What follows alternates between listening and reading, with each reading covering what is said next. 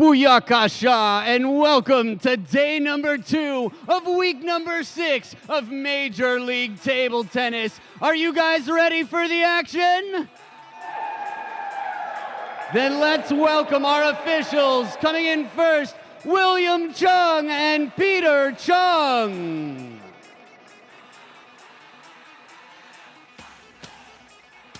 And now the first team to battle, their number 2 in the West Division. Put your hands together for the Portland Paddlers!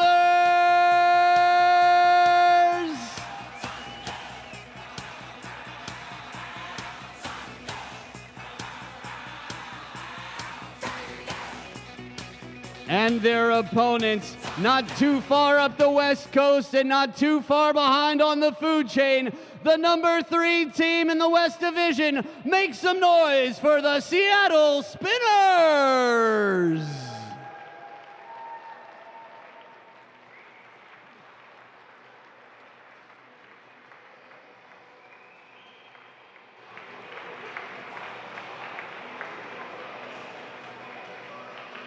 Now that all the Warriors have entered the arena, let's shake some hands and slap some skins and let the games begin.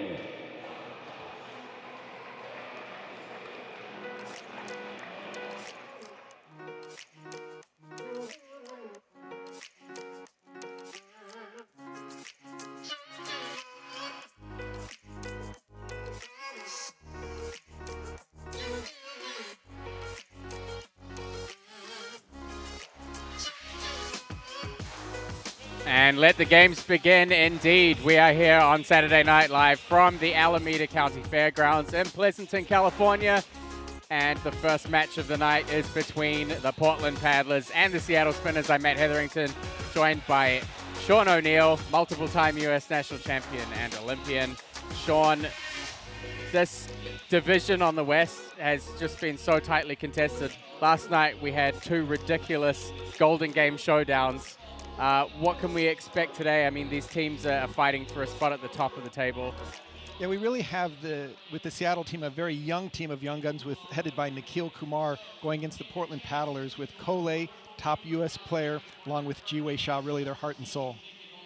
Yeah, and I mean, the point of differentiation between these teams here is so tight. Any team could come out on top here at the end of Saturday. Of course, we still have a full day of action tomorrow as well. We'll see all of these teams come up against each other across the weekend. Right now, the Bay Area Blasters at the top of the table after their strong performance last night. And the Portland Paddlers and Seattle Spinners really not too far behind. So, and with a 3-point differential, clearly not only playing to get the win with these two, but also to keep their momentum going for tomorrow's matches as well. Stellar lineup here between some of the top players in the standings. So we'll start out with Kou Lei and Nikhil Kumar. Kou Lei currently first on the Major League Table Tennis rankings. Nikhil, a respectable 12th. We have another youth table tennis matchup in the second, Daniel Tran and Andrew Cao. Andrew Cao last night played phenomenally. He's at 16th on the standings. We'll have another doubles matchup, Kou Lei and Rachel Sung. Again, last night played phenomenally in their doubles. They'll come up against Amateo and Diaz. Tyrese Knight, the defender, plays against Lapchick, who we're seeing here for the first time this weekend. And we'll finish with Portland Paddlers' hometown favorite, Jiwei Xia, playing against Olajide Amateo. Some fantastic matchups there. How are you thinking about this first one? I mean, this is a great starting match. This is going to be very important for Seattle to do well. I would say for Nikhil, it would be an upset if he could win this match. U.S. champion playing against 2-time U.S. Open champion. Kou Lei, a lot of power, both forehand and backhand, as well as his serves have been very effective the whole season. But Kumar, just great fighting spirit. Plays with a little bit of change of pace, big forehands, takes the pace off the ball in the backhand, and you will hear him every single point he wins. Yeah, he's really a player who causes a lot of rhythm problems for his opponents. Kou Lei, we saw last night in his matches, he's getting through them, but we're seeing a little bit of kind of discomfort. He's a little bit unsettled compared to what we've seen from him before, especially on the serve. We saw a lot of net serves last night and a couple of serve faults even from him. So a few uncharacteristic errors from him. But it'll be interesting to see. I will say that mixed doubles match that he played with Rachel Sung last night against the all-male team. I've never seen two players hit on all cylinders like they did. It was just a buzz saw going through the Bay Area. Of course, Johan Hagman had that big injury yesterday. So next to Coach Lupa.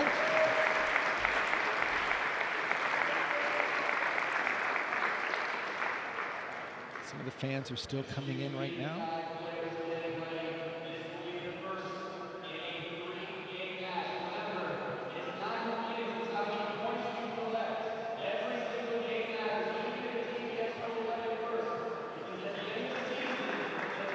It'll be interesting to see if Nikhil Kumar is able to handle that first heavy spin that Kou Lei gives him.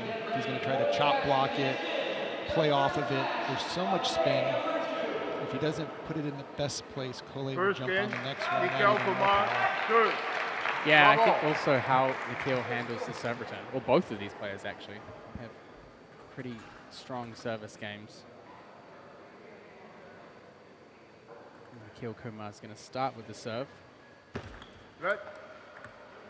Ball.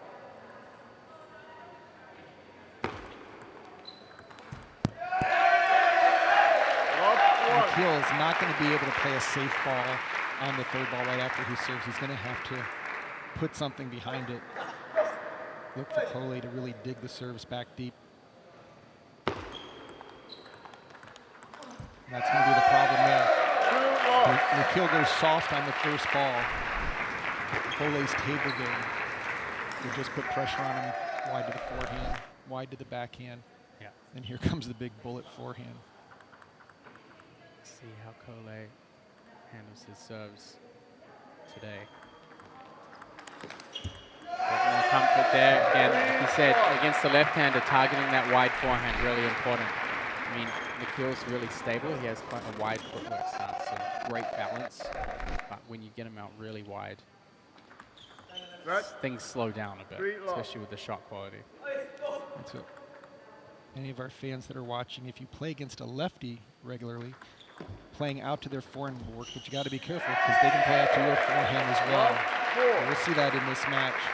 Both players, when they get a weak ball, often they'll take it wide out to the forehand side.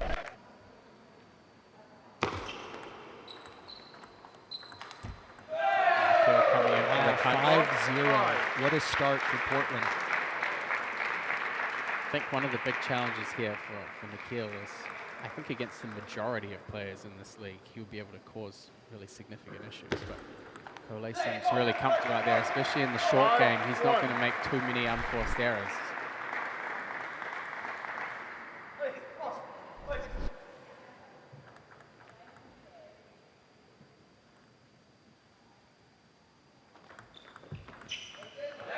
It's not an easy side spin and side top serve to keep short. Nikhil really has to take that off the bounce quickly.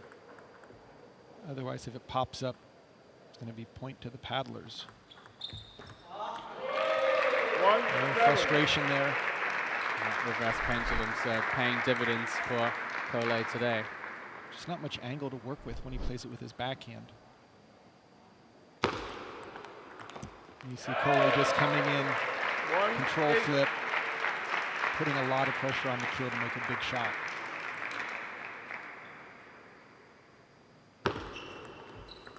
And there's the heavy push. And you have to wonder whether, obviously, Kou's going to play into the backhand. And Nikhil's openings are a little bit softer.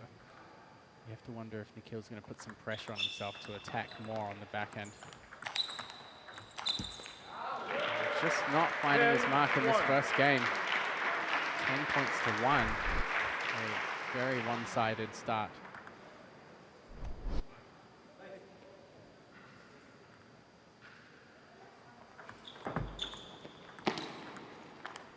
And he goes for it and almost catches that outside corner.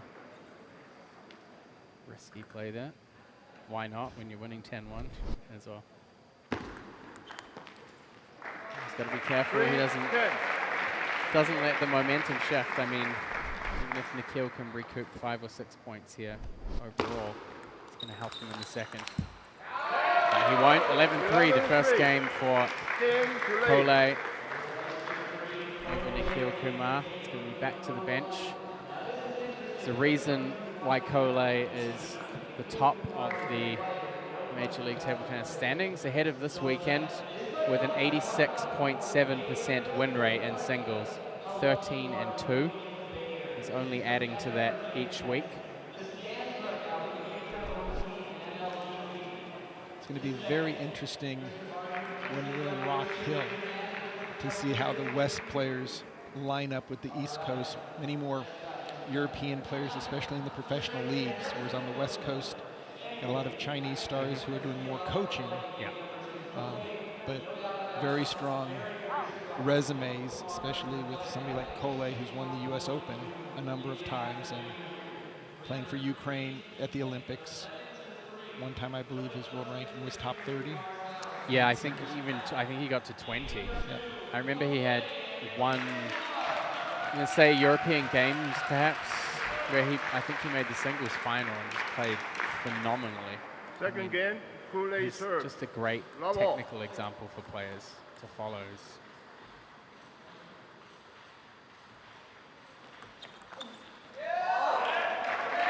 Kumar just really struggling with the receive against that reverse pendulum serve. Lots of variations from Kou, and also changing the starting position on the table as well to get different angles. Kumar. Much smarter there, just working the point.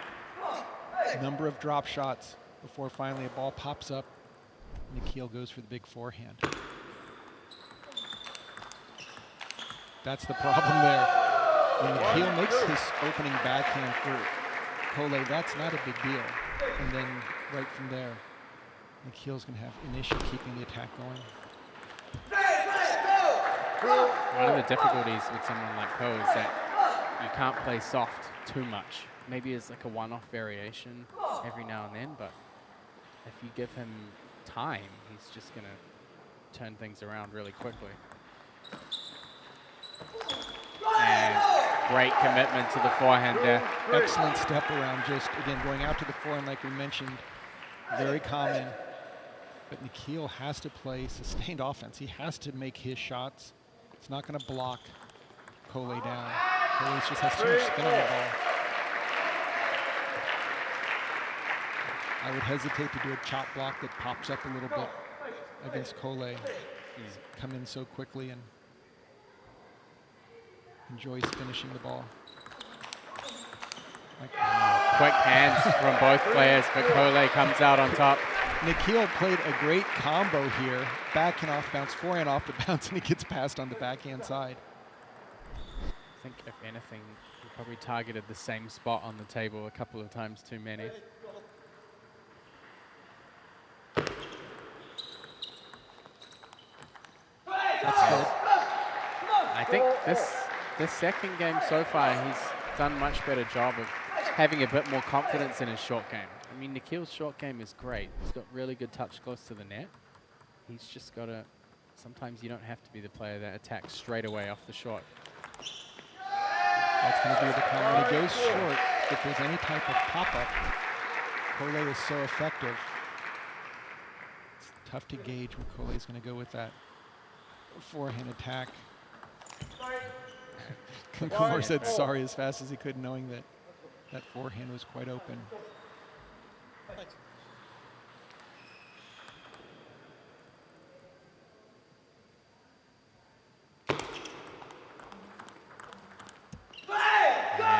Down the line, backhand control from Nikhil Kumar. 6-5 lead for him in the second. Just really good table game by Kumar here in game two. Not doing anything fancy, but just keeping the pressure on. Good placement with the soft opening. Pinpointed it exactly to the elbow. Again, every one of these games matter. It's not just to win 2 out of the 3, but to try to take 3 if you're Kou Lei. And a swing and a miss from 6, Nikhil 7. Kumar.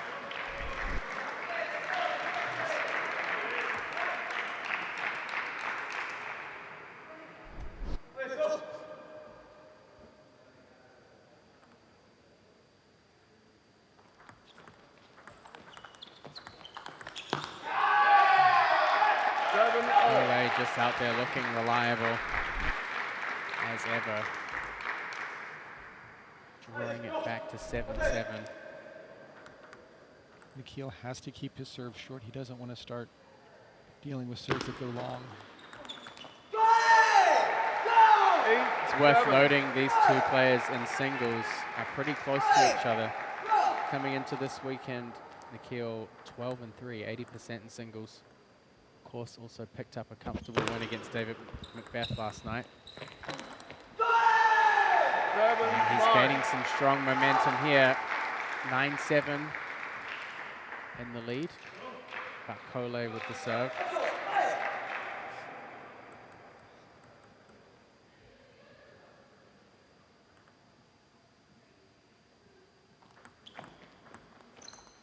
Well, that's a deep push there. 9.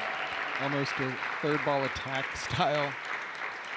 And Kumar is doing a nice job of dropping the serve short.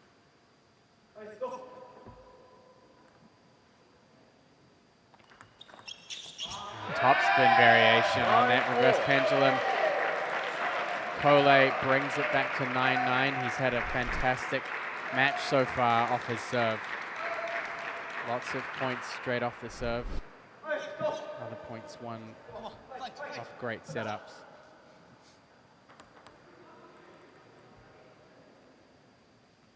And Kumar off the bounce with the backhand. Sets up his first game point.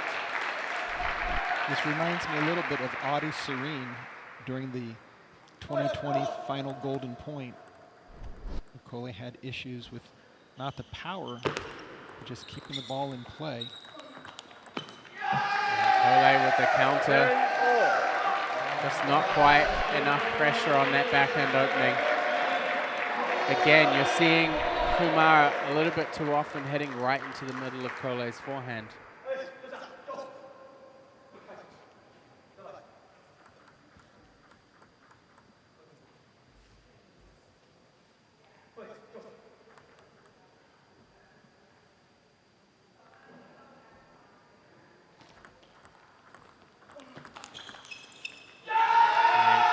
Takes it down the line. Kumar again, this time opening a little bit quicker and earlier, but the placement the same. Still into the middle of the forehand. Almost hitting his paddle. I think Kumar played a number of great shots, great quality shots, but you could just see the placement constantly went back to the same place. And Kou Lei just sitting on his forehand, waiting for the opportunity to finish. And he does. Team on their feet. You know, after the point, Jiwei Shah is going to be the first person standing up. But great teamwork, Rachel Sun, Tyrese Knight, as well as... So we'll take a look at some more of those points again. You'll look at that rally, you'll see the placement, that diagonal line from the backhand corner. Just too comfortable for Kou Lei, and we saw a multitude of points hitting that kind of middle third of the forehand. I think Kumar's placement is going to have to change it up a little bit. And I don't know if his backhand can go any wider, just the way he comes into the ball. Maybe he can go more to the center, but then Kou Lei will step around and use his forehand. Singles number 2 previewed up in the corner there. Daniel Tran against Andrew Cao. A couple of young rising stars in the US. Of course, we saw a similar matchup yesterday between Andrew and Daryl Cao.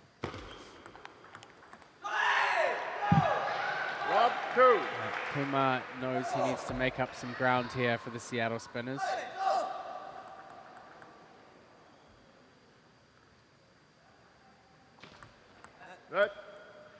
Love 2.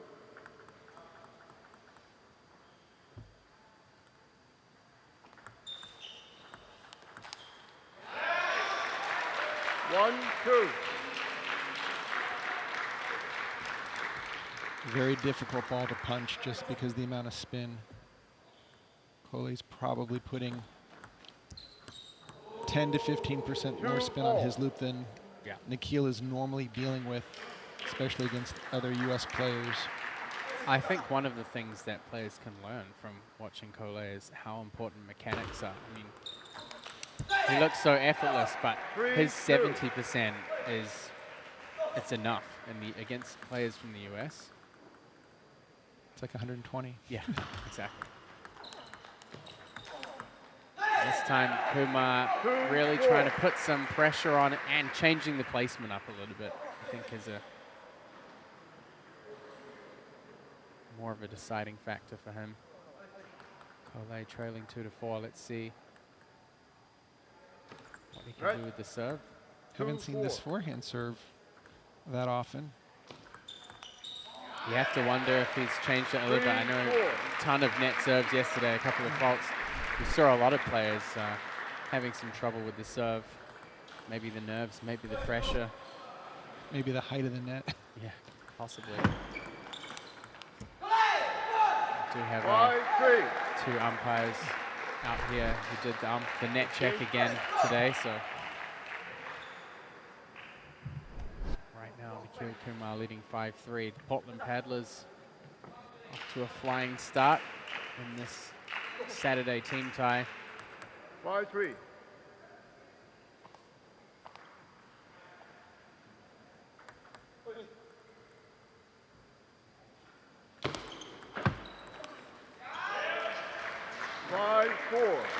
Just a lot of pressure on Nikhil off of that serve. Quality serve. Not really sure if he should be trying to finish the backhand or just spin it on. Kou Lei about to step around and play backhand off the forehand side.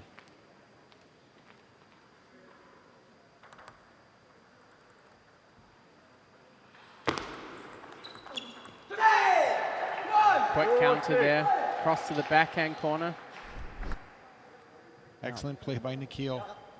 Yeah, much better placement changes.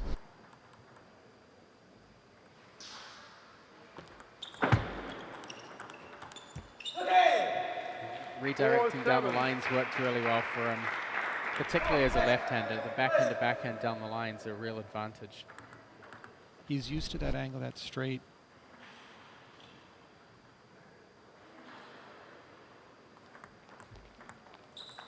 Again, the heavy chop deep into the backhand. 7-5. If Nikhil just does a soft opening on that, Kou Lei is going to just rip it. If he goes for a winner, he's got to make sure it lands because he's not really reading the spin or getting in position. He's having a lot of difficulty. Kou Lei knows it, so off of most of the serves, he'll just dig it deep. Force Nikhil to get into the point from an uncomfortable position. Oh, outstanding work there from Kou Lei. Just great footwork here to get around the ball. One extra step, opened up the whole forehand. Now there's a timeout by Seattle. Very early timeout here. Of course, there are 2 timeouts for each team in these first 5 individual matches, 4 singles and 1 doubles. And then a further timeout available for them during the Golden Game. You can see down in the team segment, in the score section, a couple of dots there. Portland Paddlers still with 2 timeouts remaining. Now Portland last night had an anguishing defeat, losing out 21-20 in the Golden Game against the Bay Area Blasters. They'll be wanting to make a strong start here, and Kou Lei has done just that. But Nikhil Kumar is trying to get in here and get 1 point. Of course, the Seattle Spinners also winning their match last night, so these 2 teams both had a pretty mixed Friday. Net. 7-6.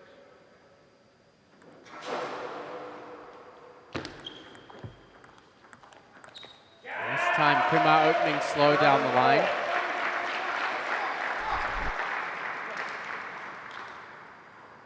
Definitely very different to opening cross. Different response from Kou.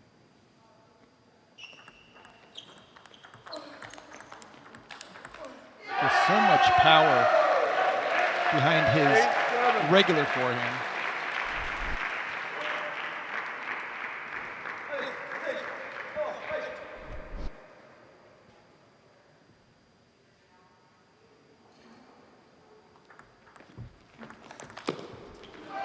Kou gets up over the table on that one. Swing things around here, now leading 9-7 and looking to get Portland off to a 3-0 lead.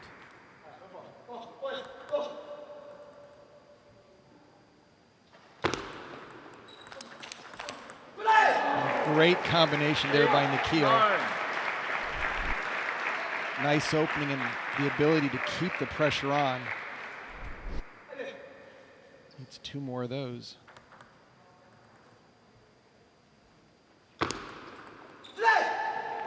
They get 1. Now the difficult task for Kumar, receiving the next couple of points. Kou Lei's been showing us his normal reverse pendulum, the forehand high toss, and now he's been going to the backhand serve. So really giving a lot of different looks to Nikhil. Kumar just needs 1 here to give himself a chance to have the serve and the golden point at least.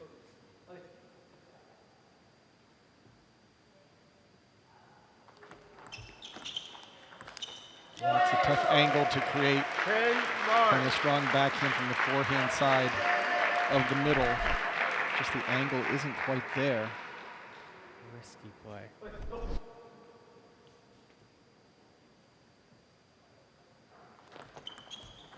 And Kou goes for the big backhand opening. Kumar 10-10. He's going to give himself a chance here to hold the serve going into this golden point. It's contrary to normal table tennis in Major League Table Tennis. At 10-all, it is sudden death. 1 point to rule them all. And a big setup, that down the line ball that worked so well for Kumar, and a handful of points during the match, serving him perfectly on the golden point. He'll claim 1 point back. And Kumar, Seattle. It just seems he's such a great opportunist. He gets those final points. Really, Kou Lei was dictating most of the game, but Nikhil got all the easy, quick points and then scores at the end, finishing off 2 games that went down to the golden Kou Lei, all point. smiles, kind of showing his team a little bit of frustration at missing that last backhand. It was right there for him. But 2-1 for Kou Lei, gets Portland off to a great start. Fantastic match, a good opening for you. Portland, last night you had a really, really close match with Bay Area and lost out by 1 point in the golden game. How important was it for you to get out here and kind of guide the team and get out here and get this first win under the belt?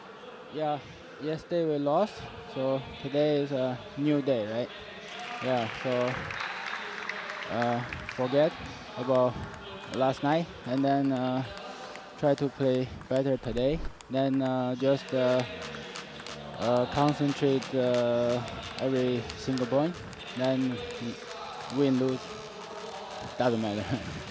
So Kou Lei, I will say, although you want to forget about last night, your next match is doubles, and you and Rachel played so well last night.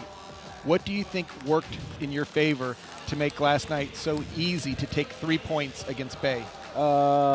Yeah, actually the timing in the match was really really perfect. I mean, like after her start loop, and then I got next ball really comfortable, you know. Yeah. So next match doubles, but you know, like yesterday, how the Spanish, they never play together. Right. So they don't know each other what they're doing. So they don't play. So they don't play very good. So on the match, who play better, who wins. Yeah. And just looking at your match with Nikhil just now, Nikhil, he plays a lot of awkward balls, changes the timing. How did you go about handling that? Yeah, it was a little bit difficult for me. Every time I serve tall spin, he drop short. It's I magic. I can't attack. Yeah, it was really, I'm in trouble, yeah. Okay. So, yeah. Well, great match to Yeah. get the team started, and First we'll game, head to the next match. We'll change see you in the your- Golden Game. Okay. Bravo. So, the Youth Showdown, Daniel Tran, Andrew Cao. The first time this weekend we're seeing Daniel Tran. 1-1. This is also his first time playing off against Seattle He played so well in Katy, on home turf. home I turf. guess they both are. Yeah. Taking a 3-game sweep and then playing super big in the Golden Game, sweeping there as well. 1-2. When they were playing against the Texas Smash.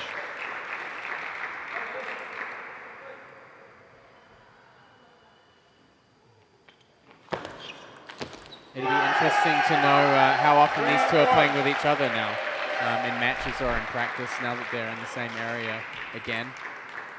Sure, we'll find that out. If I was in either of their shoes, I would be making it at least 3 to 5 times a week. To have somebody my age, same aspirations, very close in level, and also the righty-lefty is great.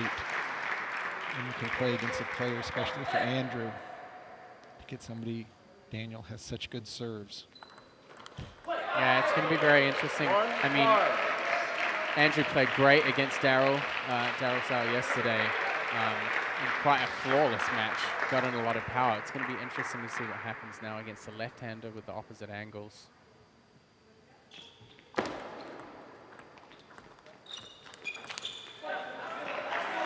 2-5.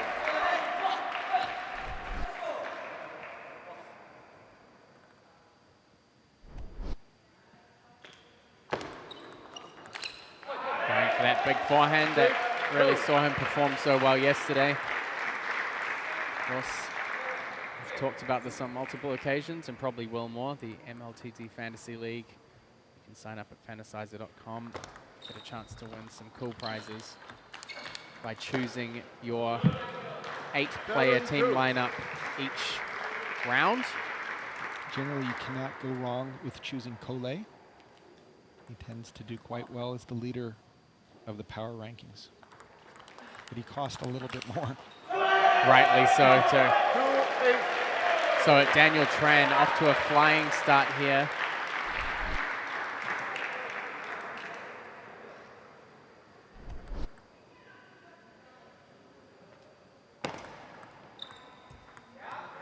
Bit of a lucky break on the net there from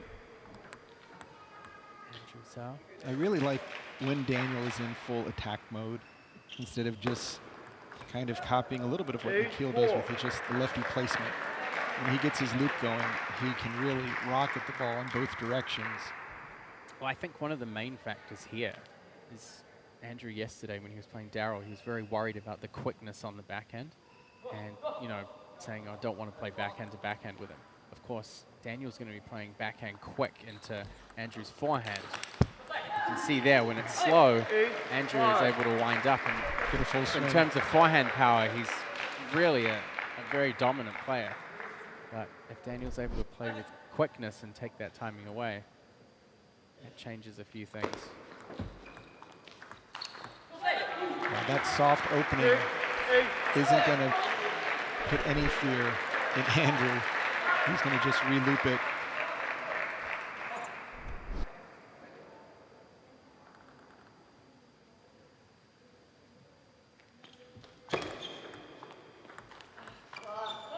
Good placement, jamming Daniel Tran into the body. In the last encounter, it's going to be a Early timeout. very early timeout here in this match. Both teams know the importance of guiding their young players to get this win under their belt. Christian Liliarus, Portland Paddlers coach, bringing Daniel Tran back to the bench after developing a really big lead here in the first game. It's 8-2 lead for Daniel Tran, and that has dissolved rapidly, starting with a bit of a netball, but ultimately coming down to Andrew forcing some softer openings and getting his timing on the forehand. And just really waiting to letting the material kind of just show itself and waiting for Daniel to throw something over the net to play against. Now at 8-7, that would be a huge comeback. And almost Looks like somebody has left the light on the back of their phone.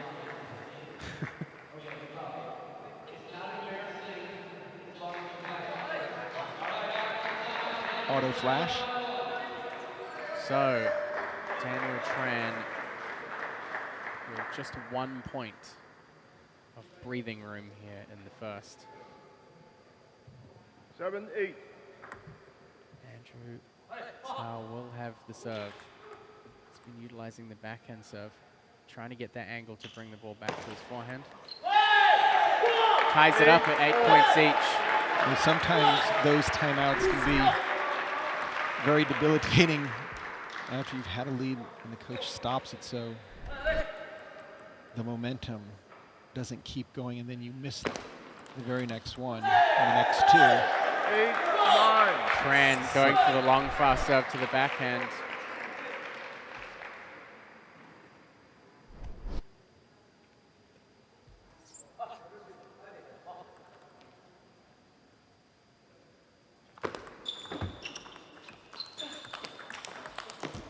This time, Tran gets him with the counter loop, but again, forehand placement and a little bit of time. Andrew Cao just powering through it. It seems like Andrew is always winning the battle of the amount of spin on the ball. Tran's still trying to get his tempo and his speed going. And that forehand will get the job done. 8-2, the lead from Daniel Tran. And Andrew goes on an incredible 9-point run to steal away game one. When you have two players that are matched pretty evenly, level-wise, a 9-point run is just such an impressive, and with the timeout in the middle as well. How about a 3-point run? He did that basically back to back to back, and just the positive energy that Andrew Cao is showing, playing his game the whole time. I mean, we didn't see anything that he's not normally doing regardless of the score, and Daniel just kind of was out there. No better player description for Andrew Cao than forehand dominant. Just lining it up. That was a really nice backhand off the bounce, kept the ball and point really nice and low, and again, looking to get that forehand in. This is really the smart thing for a player like him. When you have such a strong forehand, it's figuring out the best way to use your backhand to apply pressure. Anything that gives you a chance to get onto the forehand and to use your strength. Andrew's a smart enough player to realize that he doesn't have to swing for the rafters on his backhand. He just needs to get that initial quality to get control of the rally. Now, in week 2 is the only time that either of these players have played against each other's teams. Andrew faced off against Rachel Sung, won 3-0 in that singles match, which has helped him have an 8-4 singles record, 67%, which would have been added to yesterday with his win over Daryl Cao. So he's really making a name for himself on the singles standings in this league, which for a player of his age is really impressive. And Matt, I just love that both these players at their current age are getting this opportunity to be on center court and have it amplify. Okay, so you lost 9 points that should mean something. It should stick with you so that next time you're out there and you get that big lead, you make some small changes or you don't do the same thing.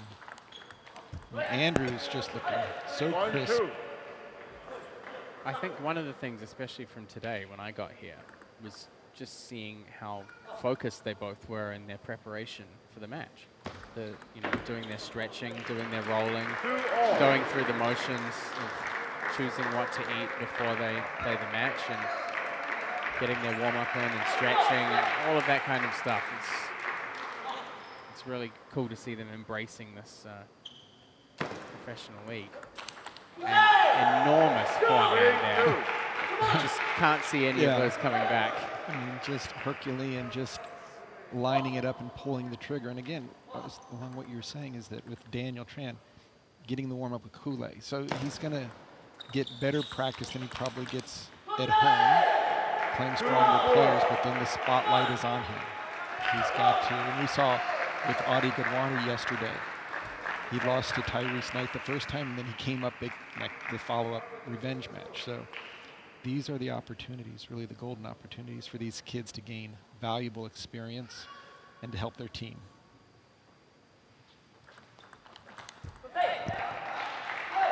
Daniel Tran just struggling to get control in these rallies. Particularly having a bit of difficulty on the back end, where usually he's quite strong. It's just, I look at the body language of both players, and Andrew Cao just so positive. And again, looking at his legs, you can see he's probably looped more balls in a multi-ball ripping situation. Daniel plays with a lot more tempo, a lot more placement. If Andrew wins the battle of who gets the first big shot, his offense is going to penetrate Daniel's every time. Daniel's just putting pressure on him a little bit like Nikhil. Move it around, change it up. Yeah, there are definitely some mirrors between the first and now second match. We're seeing that same strategy to try and set up that soft opening. Almost to be a little bit like a monkey wrench from Daniel Tran, never giving Andrew the same ball or the same tempo 2 times in a row, but his footwork, Andrew's footwork is so strong. You see him moving around. Just constant pressure. I think right now, if you look at this match as a whole, every point where Andrew has initiated the offensive, he's come out on top. Yeah. Back Just edge. Clips the back edge. 8-4. But Andrew's doing a nice job on those deep serves just to pick him up off the bounce with his backhand. Put a little bit of spin behind it. And Daniel Tran needs to get some offense. He needs to connect 2 or 3 offensive shots and not just be a blocker out there. Goes for a little bit too much. 8-5. Shot was there.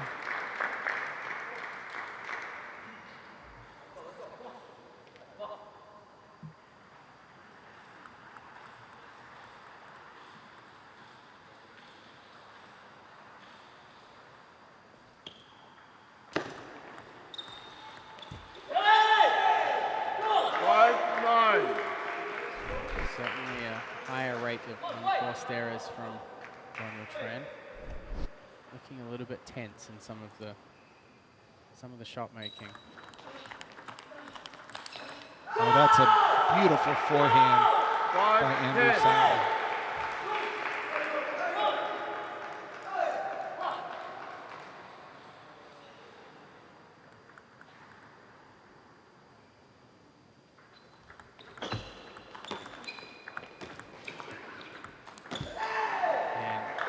Just missing that opportunity.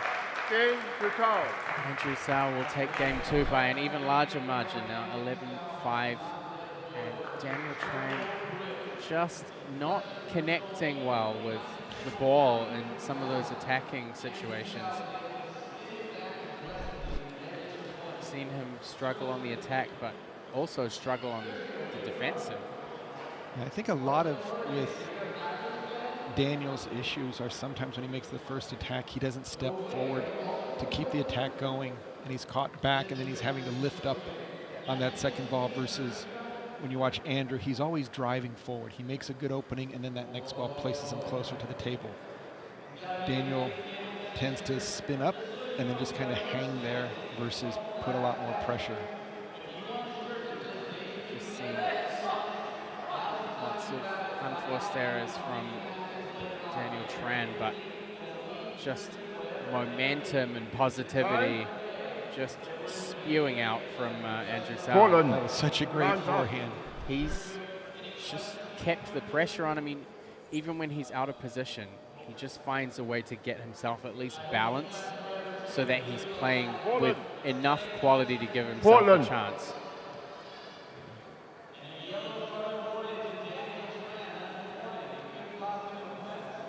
Looks like he's just gone over time a little bit there on the ends. A yellow card. He's not sure what he's getting that for. Probably didn't hear the umpire calling him back to the table.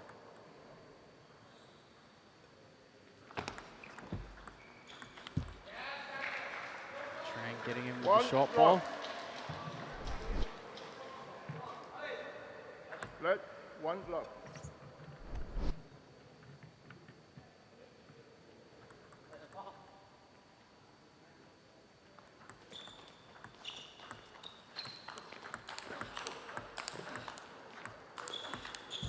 Andrew Cao just a barrage of forehands. Jeez. But good to see from the start here in this game, Daniel Tran getting a little bit more consistency, spinning the ball, giving it a little bit more safety. And if Daniel can take the attack away and just turn Andrew into a blocker, that's such a difference between Andrew's forehand and Andrew's blocking, then Tran will have enough time. One of the things that I like the most is when Daniel came back to the table, he saw the yellow card, didn't know what it was for, didn't even bother to ask. He just went straight in and was like, I've just got to get on with it. 2-0. This is a big point for the paddlers to try to even it up. Kind of doing what Nikhil did to Kou Lei. Of even though you're down 0-2, let's not get a sweep. And that's a good place loop by Daniel Tran. He has to take advantage of the weak serve returns.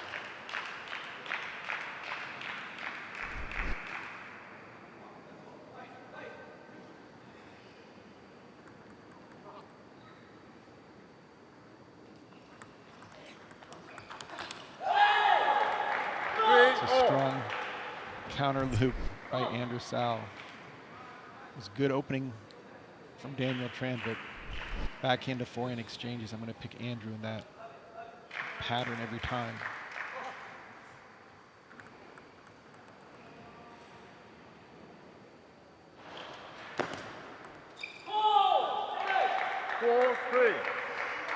Tran can't afford to have any errors on these opening shots. And serve receives, just basic execution. 3-5. Right now it's back to business as usual.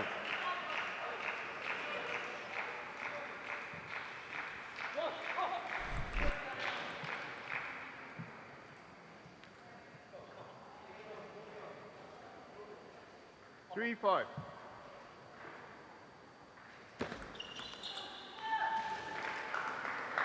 Three-six.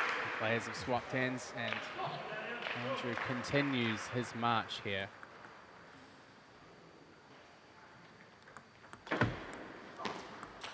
Oh, just tees off on that forehand. That looked like a Kou Lei forehand rip. Almost had more power on it. Just phenomenal technical execution on the forehand from Andrew Cao. Be careful not to go too early. Maxing out on the RPMs, continued on the backhand side. And did notice the umpires left the yellow card on Andrew's side. So after that previous forehand, I don't think. 4-8. well, we'll have a doubles coming up next. as you mentioned, Sean, in our little interview with Kou Lei, the doubles combination of him and Rachel Sung yesterday really proving why the team has put so much trust in them. They're going to come up against Olajide, Amateo, and Fabiola Diaz. 5-8. Should be a great showdown. Amateo and Diaz are solid. Great balance of Diaz's backhand punch. Mateo's forehand. Should be a great match. Yesterday, 8-6. Diaz and Amateo won their doubles against Dave Macbeth and Amy Wong, which is a great win for them. So both of these teams winning their Friday matches.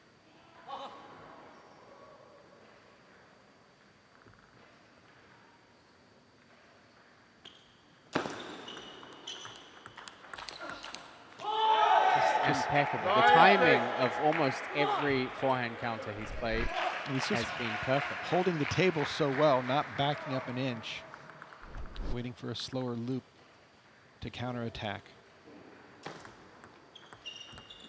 I mean, right now, if you look at his match with Daryl yesterday and you look at this match with Daniel, you have to wonder what the potential is for him in youth table tennis here in the US. I mean, he's already under 17 national champion, but he's just tearing through his closest opponents in the youth category here.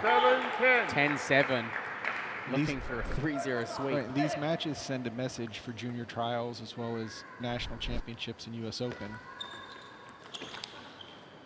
He won't get the first point. Tran just holding on here.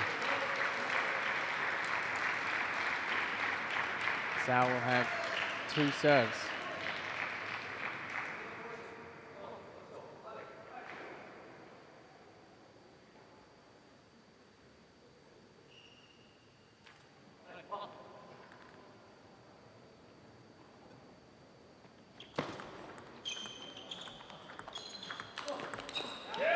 My question is, can Tran do exactly what Nikhil did, which is be down 0-2, but just sneak that extra game in game 3? He'll have the serve if it goes to the golden point. Andrew's done all the heavy lifting this game, but there only 1 point separates them. Net. 10-9. Calling a let there.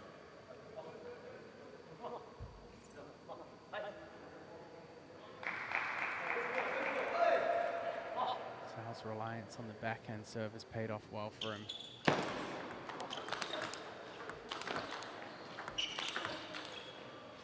And flawless stuff from Andrew Cao gives him a 3-0 lead, 11-8, 11-5, 11-9. Sean, what a display from Andrew. I mean, 2 days in a row. Just thrilling display of power and timing from Andrew. Just great temperament also, never playing outside of his comfort zone, just working the point, getting his strength into play, and staying focused. Certainly crushing it out there. Andrew, fantastic match now 2 days in a row against a couple of your competitors here in the US in youth table tennis. You played with Daryl yesterday and talked about his speed. What are some of the adaptations to your tactics you had to make with Daniel being left-handed and having some different angles at his disposal? First of all, I had to make my receive really well because he served a lot of topspin, and if I pushed those, he would have first attack. So I tried to flip when he served topspin and play rally with him, but not too fast because he likes it. But I just played my own game, and I felt really good that match. Looking as a coach, Andrew, your forehand is such a big weapon, but I almost think that your footwork is what sets everything up. How much time do you spend on footwork drills versus just landing that big forehand? Every day. I just practice every day footwork, and yeah. It really shows it. I think throughout your matches yesterday and today, it's just really set you apart with the other juniors of being able to get into position at will. And then some of your forehands today were just insane, the amount of power you had behind them. Right. You guys are both based in Texas. How much do you guys practice with each other often? Yeah, we practice 3-4 times a week, so we both know each other's game really well, and then, yeah. Did you find that to be an advantage for you in this situation, or is that something that No, do you I generally struggle when you play against someone you know? It's always 50-50 because you know their game, they know your game, and whoever's playing better that day and whoever has the better strategy wins. Well, you certainly played better today. Well done, Andrew. Thank you. We'll see you in the golden game. Thank you. Flawless performance from one of the USA's young rising talents. Now a doubles showdown, a mixed doubles here between Kou Lei, Rachel Sung, and Oluchide Omateo and Fabiola Diaz. Fabiola having the honor yesterday of clutching the last and most important point of the golden game over Amy Wong. If you're going to win 1 point, That's the one to do. The whole team match. Just win that final one. So both of these teams have got some good synergy working together with each other. Fabiola typically serving a lot of long serves in the doubles. We'll see how that goes against this pairing. 1 love.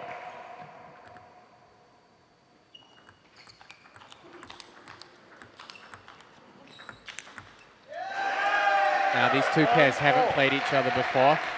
The last time Omateo and Diaz played against the Portland Paddlers, they played against Kou Lei and Kayla Goodwin, who was brought in from the draft pool. Right. They won that match 3-0. That was 2 weeks ago. Rachel was busy, 1 along with Lily Zhang and Amy Wong, winning the Pan Am Games women's gold medal. So they were exempt from playing to. Rachel was out there winning teams and doubles, along with Amy Wong. Oh, great touch shot there from Mateo, just twisting the ball around the net.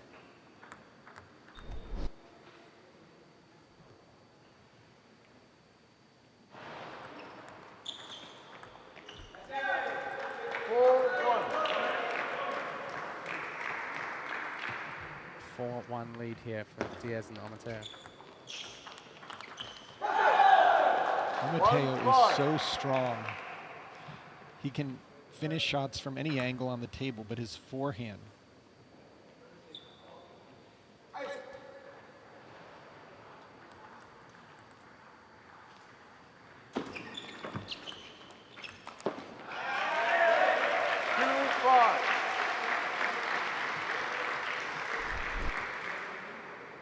Matt, I think last night the big difference with the paddlers doing so well was when Rachel Sung makes her first attack.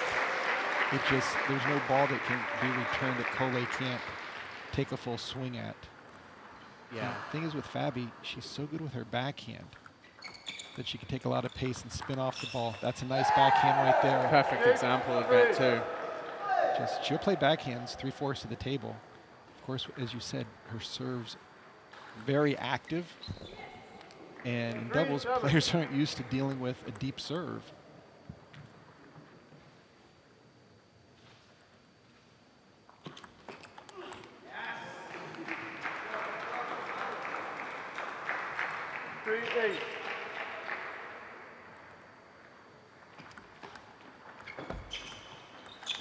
Oh, great over-the-table loop by Kou Lei. Does a great job of getting that ball down the line too. You could see Omateo getting ready for the forehand cross.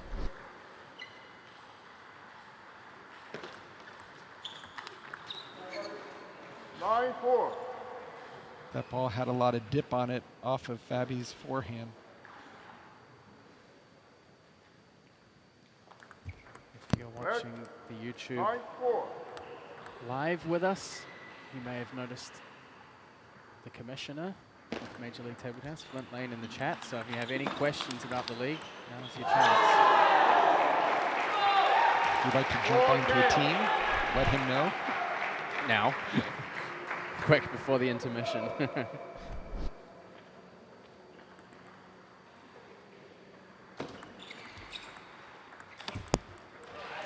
Mateo going in for forehand flick attack. 10-6.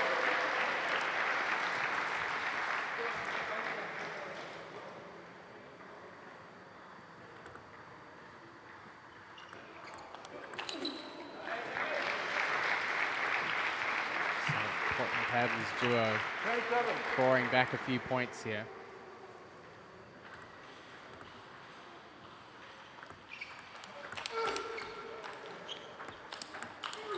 Great block by Rachel Sung on the counterattack. 8-10. Such soft hands up at the table. They did a great job as a pair of driving Diaz and Mateo back from the table. 8-10. Comeback opportunity here in game one.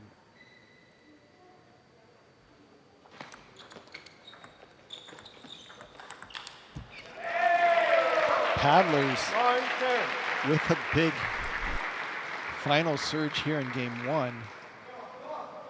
Knocking Mateo down on the ground.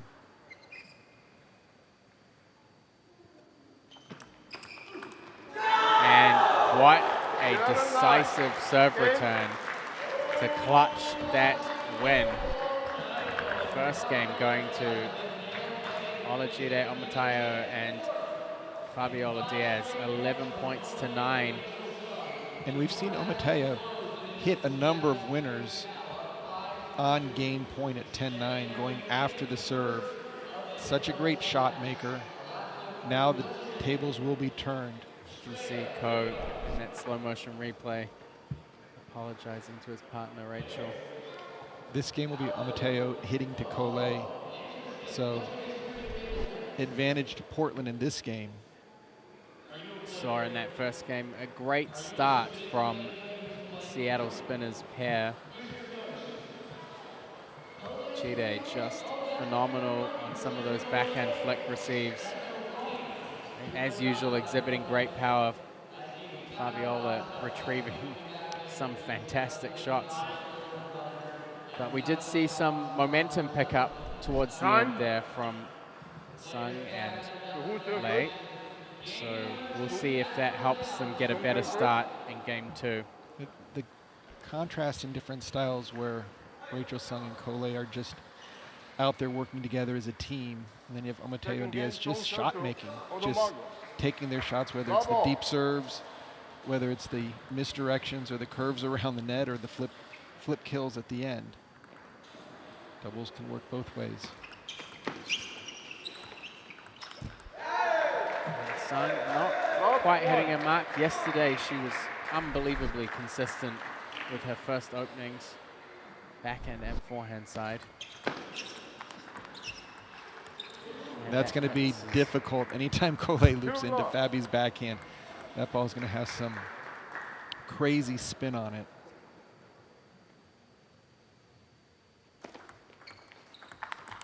And there's the backhand kill. You can definitely see that Rachel's not as comfortable against those punch drives. More of a dead ball. And Fabiola Diaz gets a little handcuffed there on that one. And we know who in the audience is loving that last point. Big smile on his face. He's pointing at some of the other bench who enjoyed that one.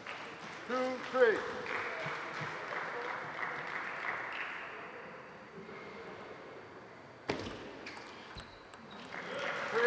This service combo right here with Fabi Diaz against Rachel Sung, it'll be interesting if Rachel goes strong offense on the deep serve or just controls it.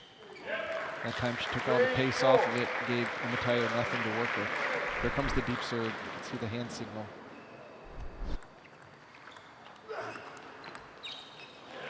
But Kou Lei's ball is not easy to track.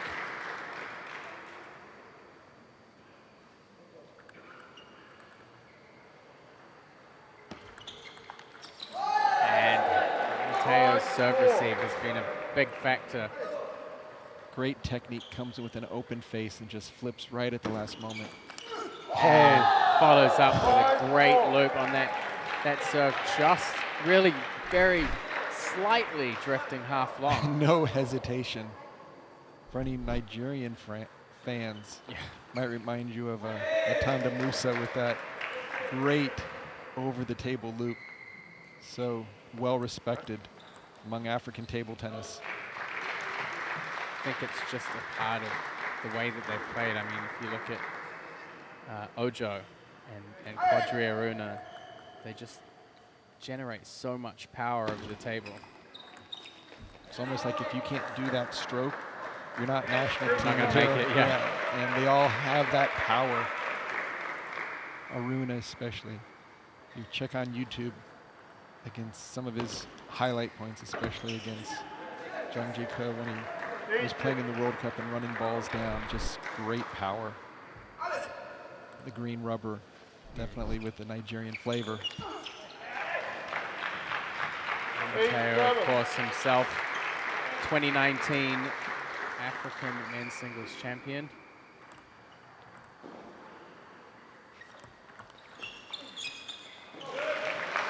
Of course, you can visit MLTT's website. Plenty of merch. It's been good to see some people showing up here with, particularly when the Bay Area Blasters have been playing here. I expect the evening match to have a whole host of junior players. Coach Maggie Tan bringing the Blasters against the Texas. Oh, look at that shot. Way. I mean, that's just great shot making. I mean, a 1-2 punch in your face. The amount of speed and spin on that backhand off the table. Fabiola Diaz putting her hand up straight away there.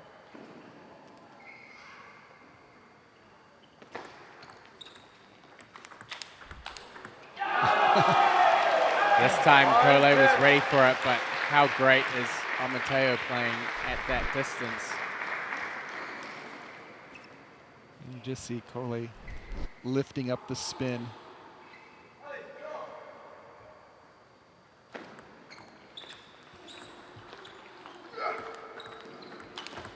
And Rachel Sung puts a full stop at the end of that sentence.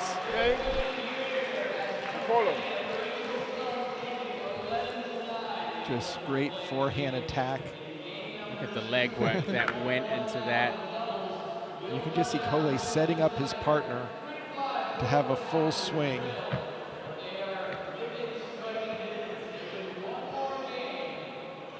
Hands in the air from the bottom bench.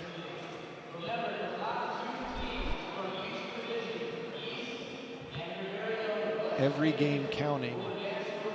Again, teams will switch at 5. So the order we just saw will finish up the game.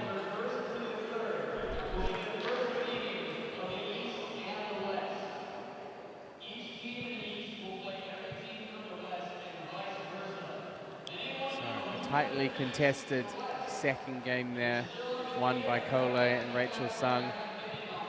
We really saw some big power elements coming in from Amateo, but Kou Lei just remains just a stable core of this partnership. Rachel Sung stepping her game up there in the second, I think that made a big difference as well.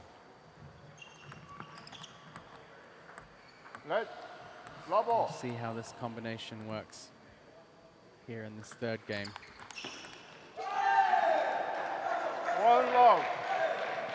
Looks like Kou Lei's going to try to force the action a little bit more. Amateo is so good at counterattacking.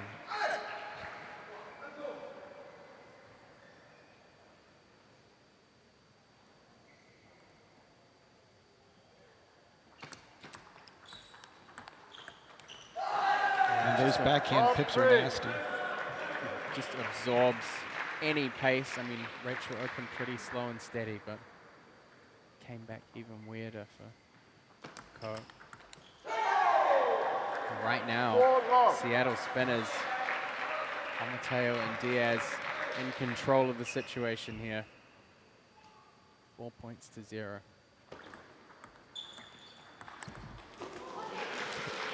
That ball popped just a little higher than Fabi would have liked it.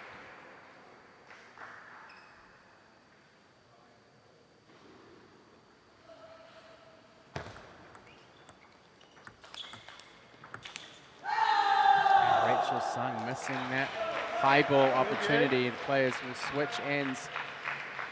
Seattle Spinners leading 5-1. Coming up right next after this match, we'll go back to the singles. Tyrese Knight, Barbados modern defender, taking on Andrei Lapchik from the Czech Republic. 1-5. So a mix of styles and international players. 1-6. Right now it's Rachel not looking very happy at all.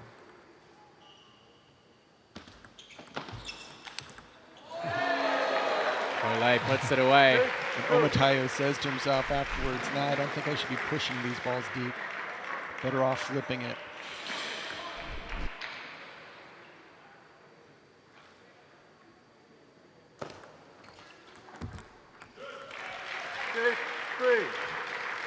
So Portland again making some late moves here. You can see Kou Lei keeping the ball to the forehand side. Let. 6-3. Fabi not wanting to have Rachel deal with that change of spin off of the pimpled rubber.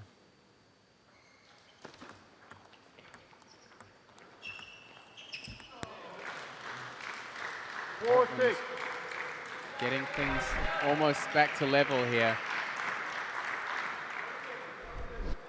Shows you how much the change in sides and changing order can make in a doubles, especially in mixed doubles. Rachel did a much better job moving the ball around and getting into a backhand. No, Omatayo, his forehand is so lethal, as well as his serve return.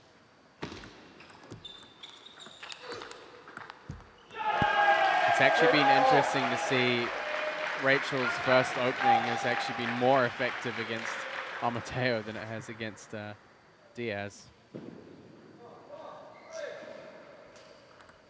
6 points each.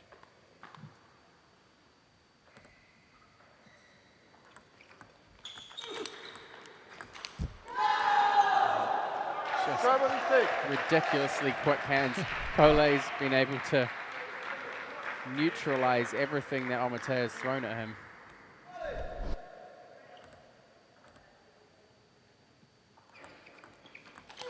That's just flawless. Against a serve, I mean, there's more power on that flip than most people's forehand in this league.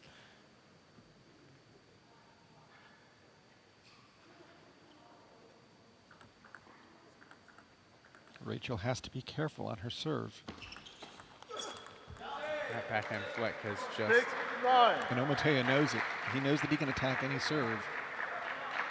Just can he keep Kou Lei from bringing his forehand in?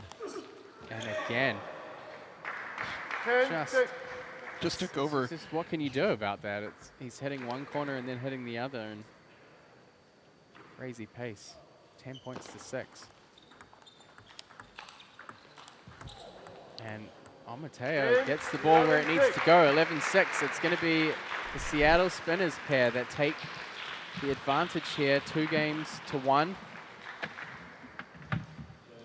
Big result against a team that played so incredibly well last night against the Bay Area. But like Kou Lei said, their opponents then hadn't played with each other before. This Seattle Spinners team are very familiar with each other.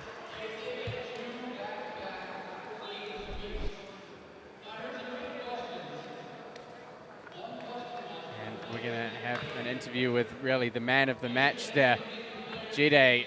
Some outstanding backhand flicks from you. Yeah. What is your focus when you're receiving serve? Obviously, you're being very aggressive, but how do you generate so much power on your backhand flick? You have more power than some people's forehand loops. Actually, we played against them the last 2 weeks ago, so I knew already that Kou Lei makes like an easy serve in order for his opponent to play good. So today I was only practicing backhand flip, and at the end of the day, it worked for me. So I'm really happy about that. You know, we saw those great backhand flips, but they all generally get set up by your forehand.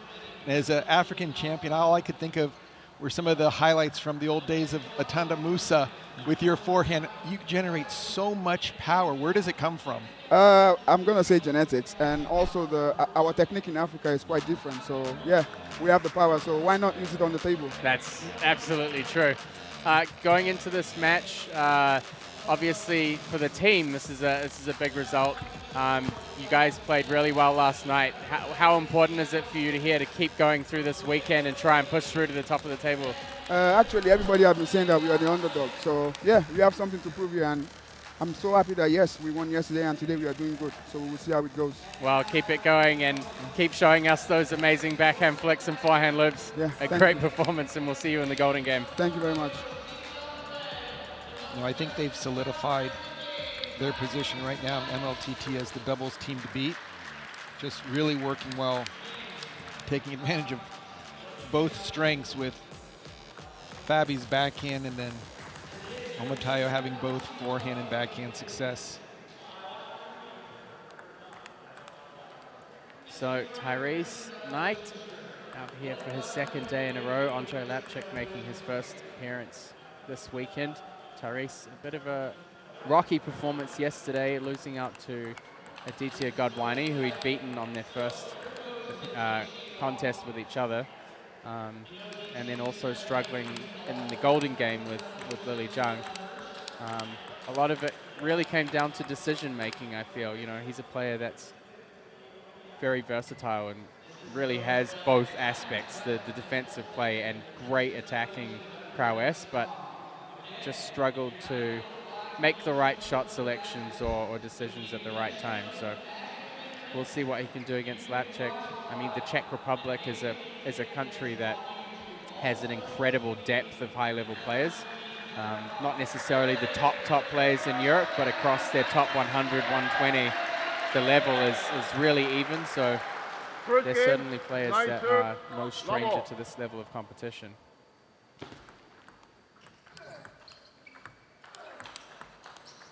And I think, Matt, as you watch Lapchik play, keeps his racket really high, so he loves topspin. It'll be interesting to see if Tyrese Knight can force him into looping a heavy underspin ball, if he can sustain the loops, or if he'll go for a push and try to bring Knight in to counterattack. Definitely Lapchik's form is slightly different. Strokes are a little bit more geared against topspin.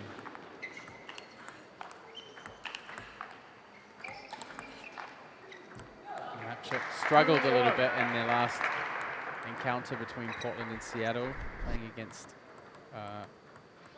Isaac Ortiz, and losing out 3-0 in that match. So that's where I think Knight can pose some problems. He can get some nice deep chops on the ball. I don't know if Lapchik is going to be able to back up or get underneath it.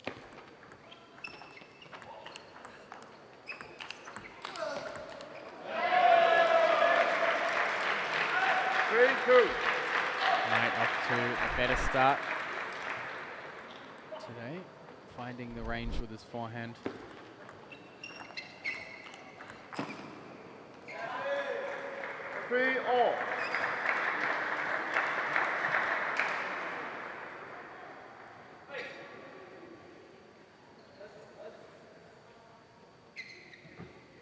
Lapchik using a towel break. Every 6 points, the players can take a towel break. Can be very important for setting the rhythm of the match.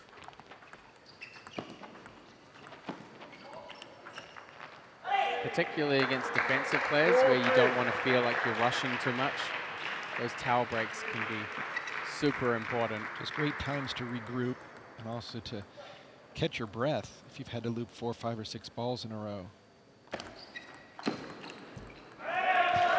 Knight picking up that half-long serve.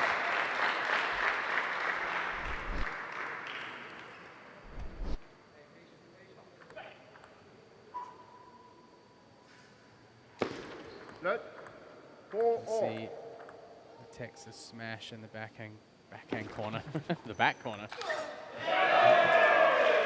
It's an empty corner right now. Tyrese Knight just swinging the ball into it.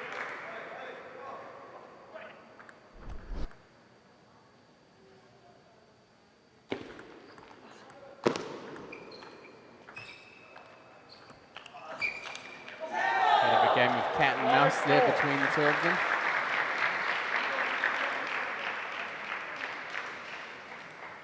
Five. The score here. Lapchek just wiping his racket and the ball with the towel. Don't want any moisture at all on either of those.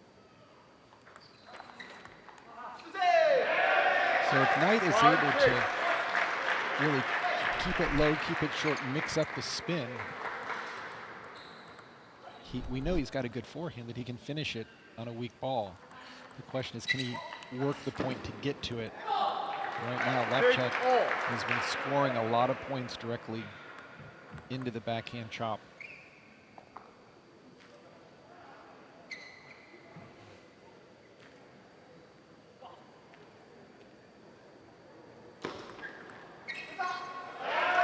Nice change of spin serve there by Knight. Again, mixing it up.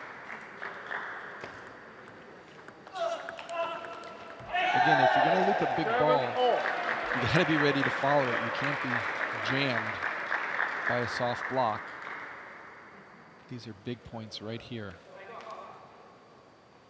Paddler's trying to get back within striking distance. Seattle trying to create some space going into the golden game.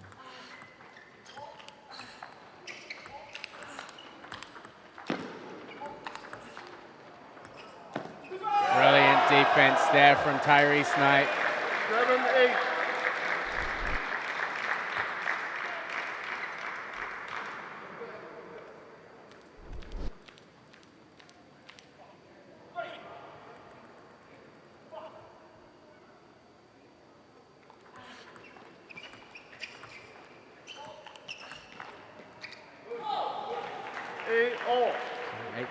Each.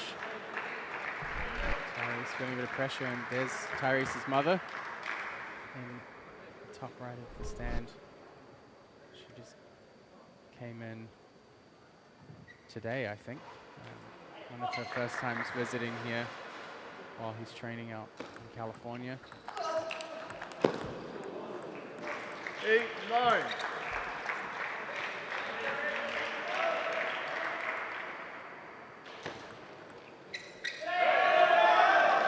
Tie things up at 9 points each.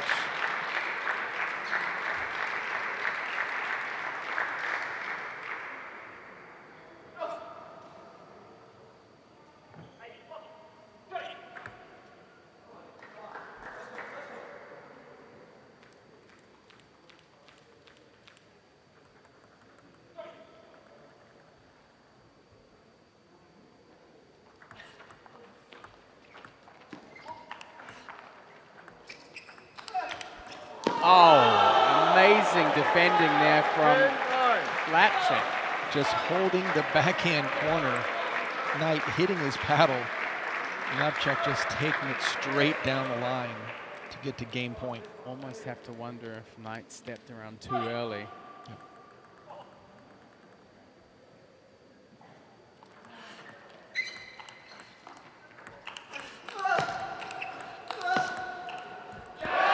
Big counter rally. Knight stepping up the offensive.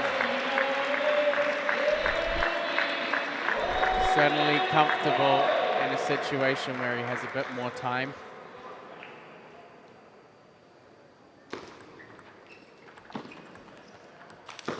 Keeps it tight and gets the job done. Great service choice. Short to the forehand. Lapchek running over to play a backhand. Really left the whole table open. He'll be relieved to get that golden point in his favor. Yesterday, match with Godwani, the two were tied 1-1 and 10-10. Knight held the serve and made a service error. And it looked like on that last shot by Knight, he just gave himself enough position to where Lapchek had to respect both sides. Where the previous ball that he ripped to the backhand, it's almost like he didn't look to see where the opponent was and just hit it as hard as he could. I mean, one of the things that's playing well in the favor of Knight is that Lapchek's not really killing the ball. So he has a little bit more time, and the pace is not too uncomfortable for him. For Lapchik, I mean, it gives him reasonable control, but at the same time makes it difficult for him to hit winners or to put the ball away. And I think in those forehand-to-forehand counter situations, Tyrese almost has the upper hand. He does. He really does. You don't see Lapchik's first Portland loop and either, Seattle. although Tyrese has missed a Time's up. couple. You don't see Lapchik's first loop really getting up on top of him to where he could go in with a stronger second one. It's more of a controlled spin. Yeah, and that kind of, it's almost a little bit linear because there's no changes in depth. Tyrese is able to kind of stay on that consistent distance from the table rather than having to move in and out. Right, exactly. He's not. The depth is huge when you're playing against a defensive player. Yeah. They don't mind the heavy shot side to side. It's just when you drop it short and then loop to the other side. That ball's so heavy when Tyrese is chopping it. Again, great defending. And Lapchik just not able to put the ball away. Yeah, and I almost say, Matt, that those type of forehand loops are more technique-based. His racket is so high going into the ball. You've got to use a lot more legs, like Kou Lei does, or even Andrew Cao, just driving through it with your legs versus using more upper body.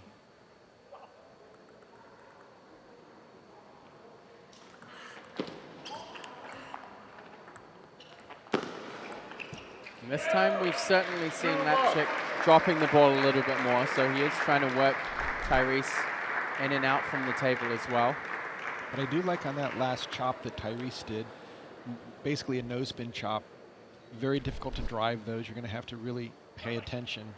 So if Tyrese starts mixing up the spin, at least when he's chopping, and then pulling in the forehands, but Lapchik, great position into the body.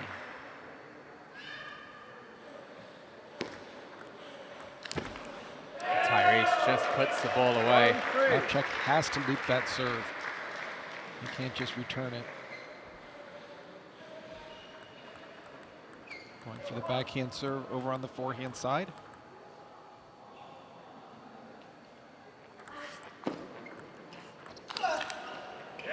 Knight just unloading here. It's a difficult position to be in when you're the offensive player and you're playing a defender who has a more aggressive game than you. Yeah, it's the worst feeling ever. Why can't he just chop a couple balls? He can always push it. But Lapchik knows he's got to get the ball to the middle. Usually he'll get topspin fishing returns.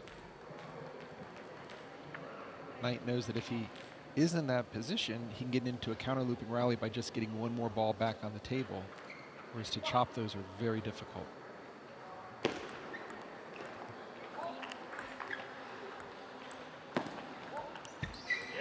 You'll often see Tyrese flipping his racket as well. You get more rotation when the ball's dropped. Sometimes if it's a float ball, it can be, you know, if you use the long pips to push, you can't generate any spin. So you see Tyrese flip over to the smooth side. It just looked like Tyrese right at that point kind of just stopped moving. I know he's thinking probably more offense than most defensive players. Talking to Coach Christian Illarus, he was like, you know, I really consider him an offensive player that chops versus a defensive player that has a big forehand. He has a little bit of both. Just can't miss the easy balls.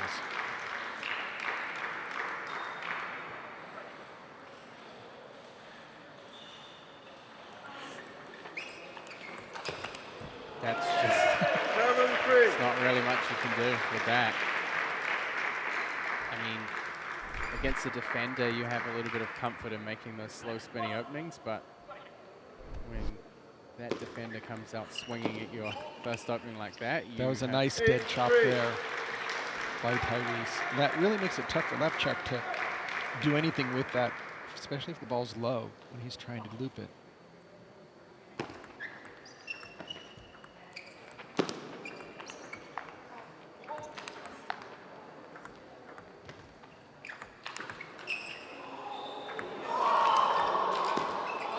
just misses the edge, but swings a little 360 in there.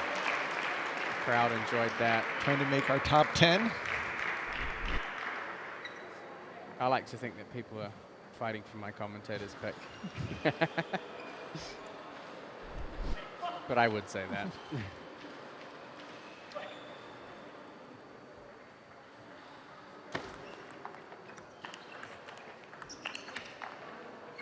Speaking of top 10, of course, these are highlights posted on Major League Table Tennis's Instagram at Major League Table Tennis. If you're not following there, it's a great place to see some behind the scenes training footage, different content of different players from different teams. Get plenty of variety there. Team doing a great job of stepping up the social media game.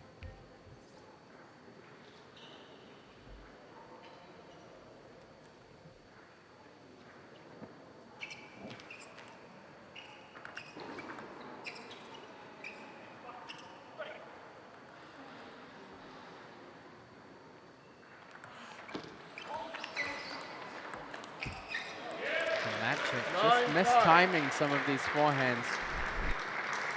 Just see the weight transfers not always necessarily there. Sometimes the ball's being caught pretty late. Tyrese has to make those easy bumps with his backhand. Offensive players love it when the choppers miss easy balls. And right now, not a time to take a mental break. So close to the finish line.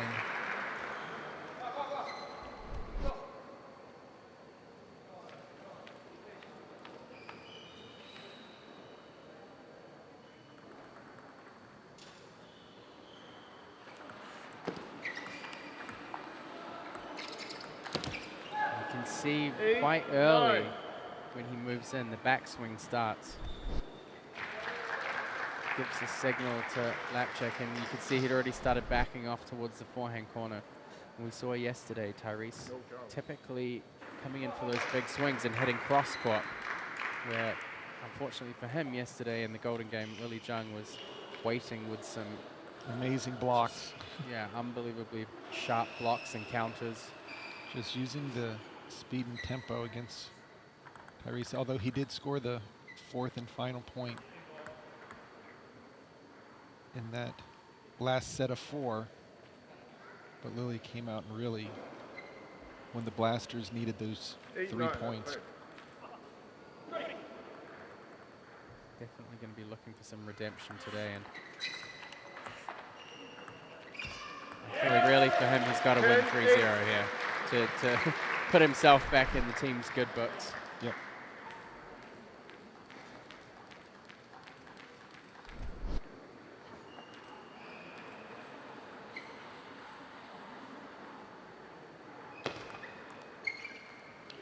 He'll take that game point.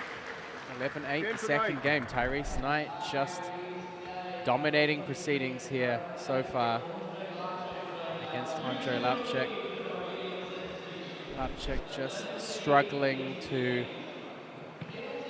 I don't know if it's even find the right strategy, but just finding difficulty with his forehand. Almost seems power. Like he's a little worn out. He's mentally having issues on choosing, should he keep the attacks going? I mean, he had a couple balls where he looped it, Tyrese brought it back, and he was like forced to push it, but still off the table doing that, versus a player who plays good against defense would play a lot of forehands in a row. See some of those forehands here from Knight, getting just incredible power on those forehands.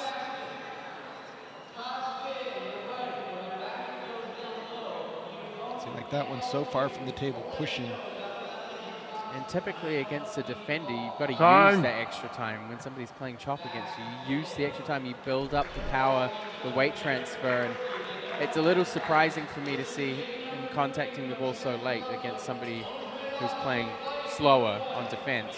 Yeah, if Kou Lei was out there playing, you'd see only forehands. He'd have no reason to challenge on. He'd never play backhand. Right now, Knight is running the table. That's a good loop right into the elbow. 1 love. Lapchuk quick to back off the table.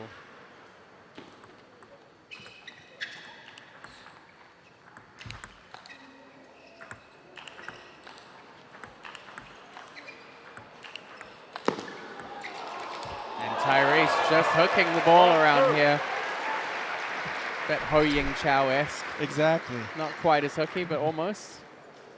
Lapchuk actually had quite a nice chance there if he waited a little bit longer to try and sling it around the net. That would have made the top 10.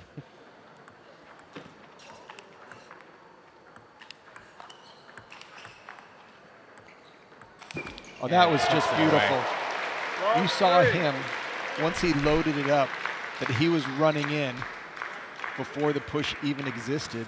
And if Lapchuk is in that situation, just push it deep. Don't try to read the spin and just lift it. Put something on it so that reloop doesn't exist.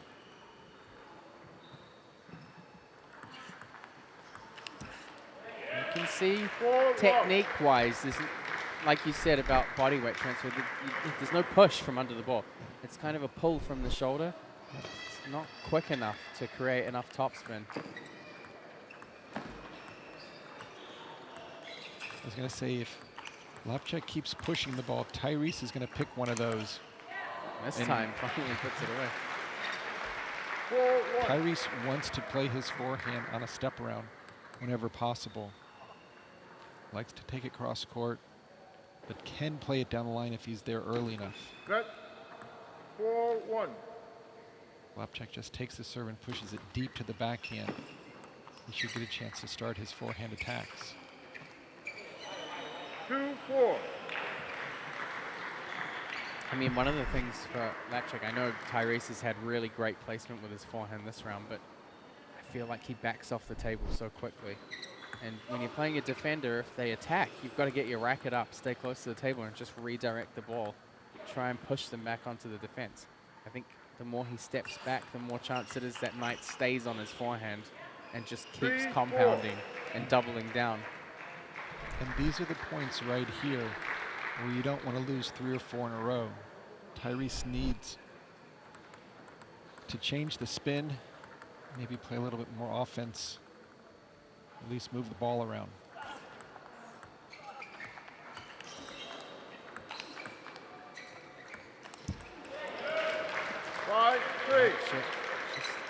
Again, struggling against the defense.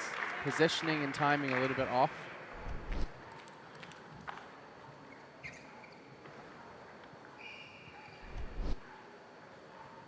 Five-3.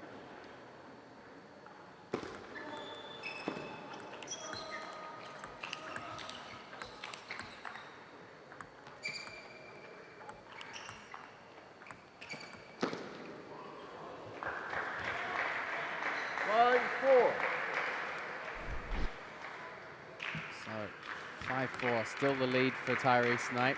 He's got 2 games under his belt already. Again, he'll be looking for that 3-0. Oh, great serve. 4-6. Tyrese has been serving a lot with his backhand short to the forehand. That time he sent it out deep, cross court.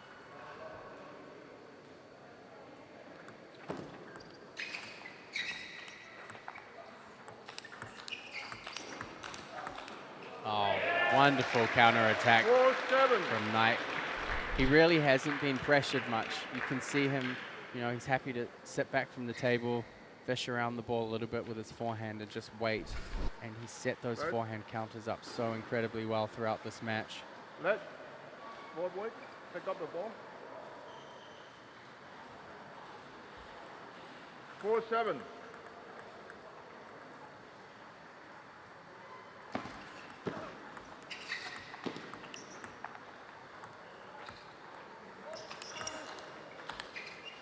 And this time Lapchuk making a pretty bold move to try and punch the ball into the forehand corner, but not quite making it. Next matchup on deck, the singles 4. Jiwei Xia against Olajide Omateo. Control spinner Jiwei against the powerful Omateo. A great matchup to round off these individual matches going into the Golden Game.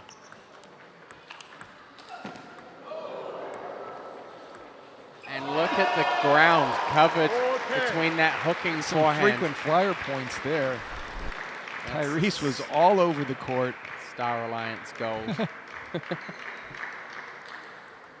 going to set up a bunch of game points. He won't get the first one. Nice service variation from Lapchik.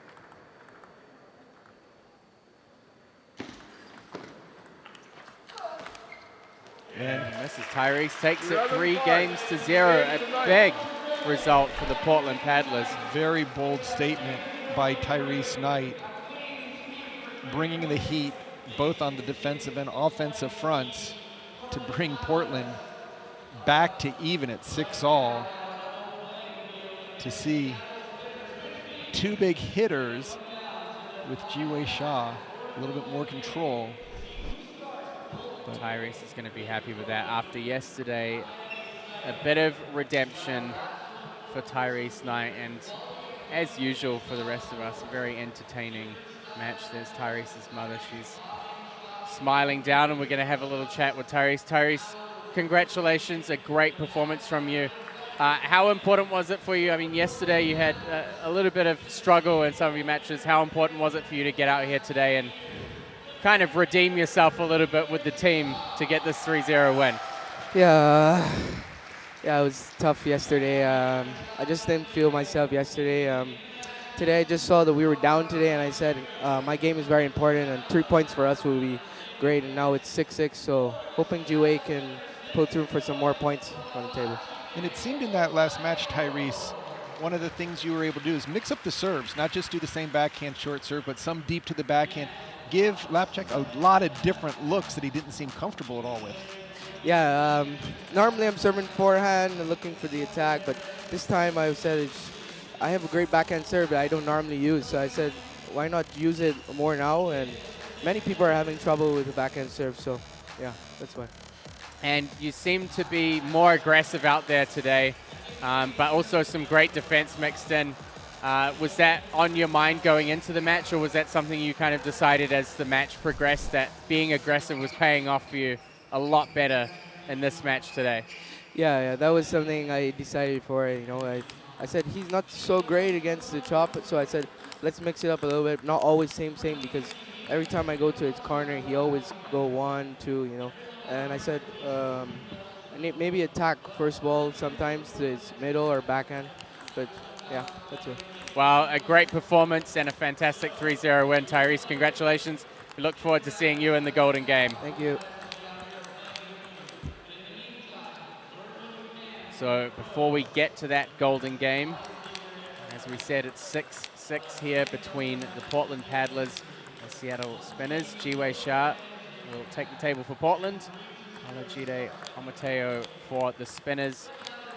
A style matchup clash here between great control and countering from Ji-Wei against the power we saw in the doubles from Omateo, those backhand flicks, power loop forehands over the table. You know, Matt, I think it'll be very interesting in this matchup with Omateo serving what has worked so well for Ji-Wei is the drop shot off the serve.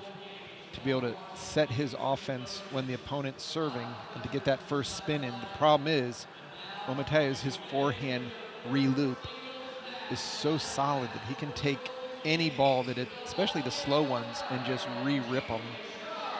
So Ji-Wei's going to have to mix it up, put a little bit more pressure, and not just a slow spin. Ji-Wei has had a bit of a tough run in the singles in these showdowns. And he faced off against Seattle the last couple of times in week 2. He had to face Nikhil Kumar, losing 2 games to 1, and then last time losing 2 games to 1 against Adi Serene. So I'm sure he would like to stamp his mark on the match, but another tough opponent for him. And I think the highlight for Ji-Wei was taking the 2-1, and there's the heavy forehand loop by Omateo. Ji-Wei makes a nice opening loop. It's just Omateo has so much more spin on his ball. He can counterattack it with ease. But Ji-Wei beating Tao Wen-jung 2-1 was definitely the highlight, although the team did lose.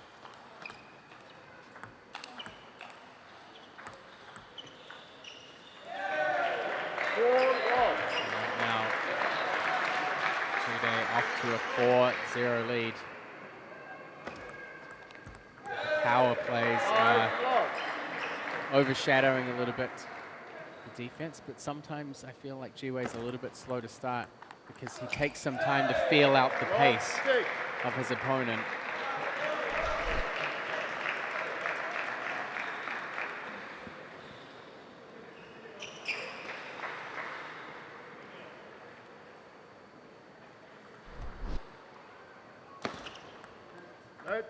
Ji-Wei's coming into the weekend 19th on the MLTT rankings. Omotayo just continuing where he left off in the mixed doubles. There's no free points. Great placement, as we've seen so much power. 7-1. Ji-Wei gets on the board. Control spin forehand opening. Just touching the top of the net.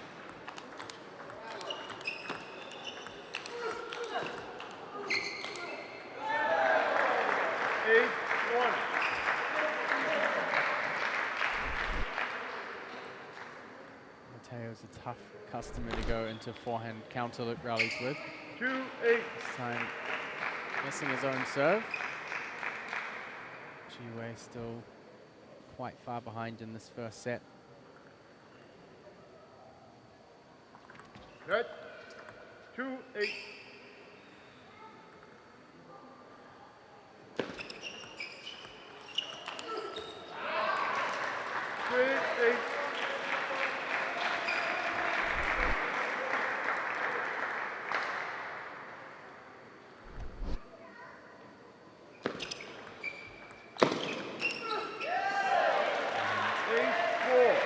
Ji-Wei getting into it nice and steady, focusing on getting his first ball in. Mateo is taking some big risks. Big points here for Ji-Wei if he wants to get back into this game. 9-4.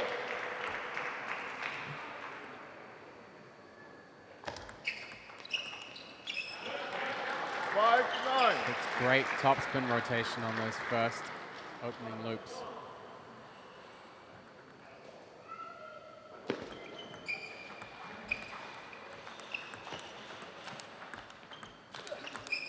Nice misdirection there. Ji-Wei really moving well. Made a great decision after those couple of loops. Had a little bit less power to kind of step into that last one. 10-6.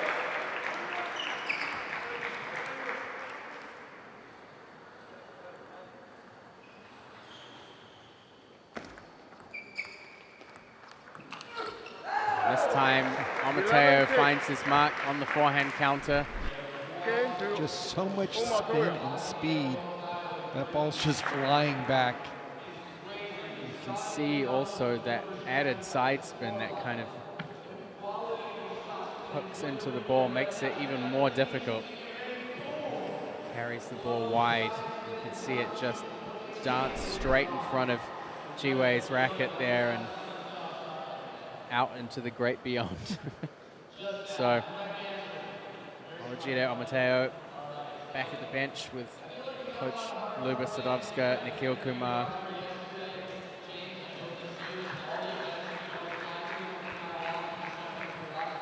Certainly saw a very bold and strong start from Mateo there.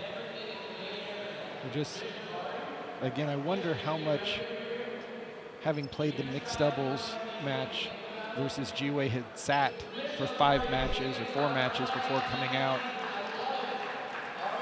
Mateo wasted no time in getting the lead. Right now, both teams fighting to have the narrowest of margins. Look at that forehand. Love 1. Got a link there at the bottom for Major League Table Tennis Shop.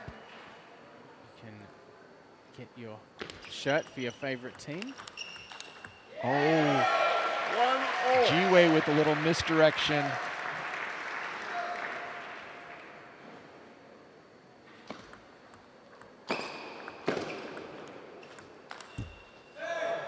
Great movement to get out to that step around forehand, but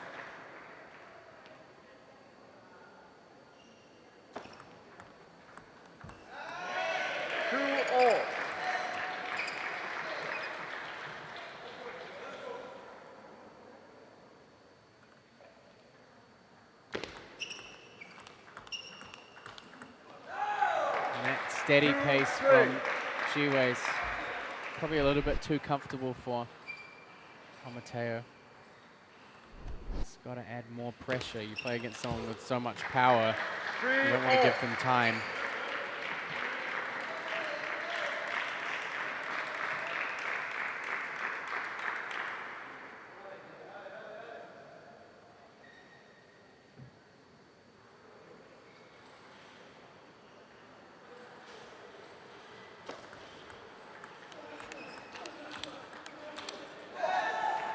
Jiwei had the slight upper hand in the backhand-to-backhand exchange, but Omatayo's topspin just posing extra problems.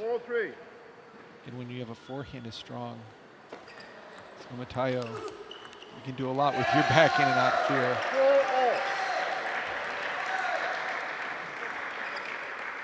I mean, Jiwei has the perfect game to neutralize some of that power, but it's about whether or not he can add enough pressure and good placement on the ball coming back. That was a beautiful backhand over the table flip that we saw in the doubles. Just really pinning Jiwei on the backhand.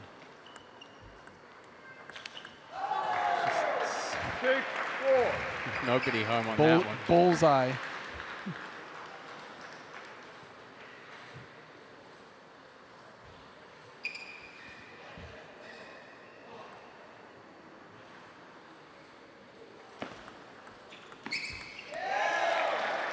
Jiwei creeping back.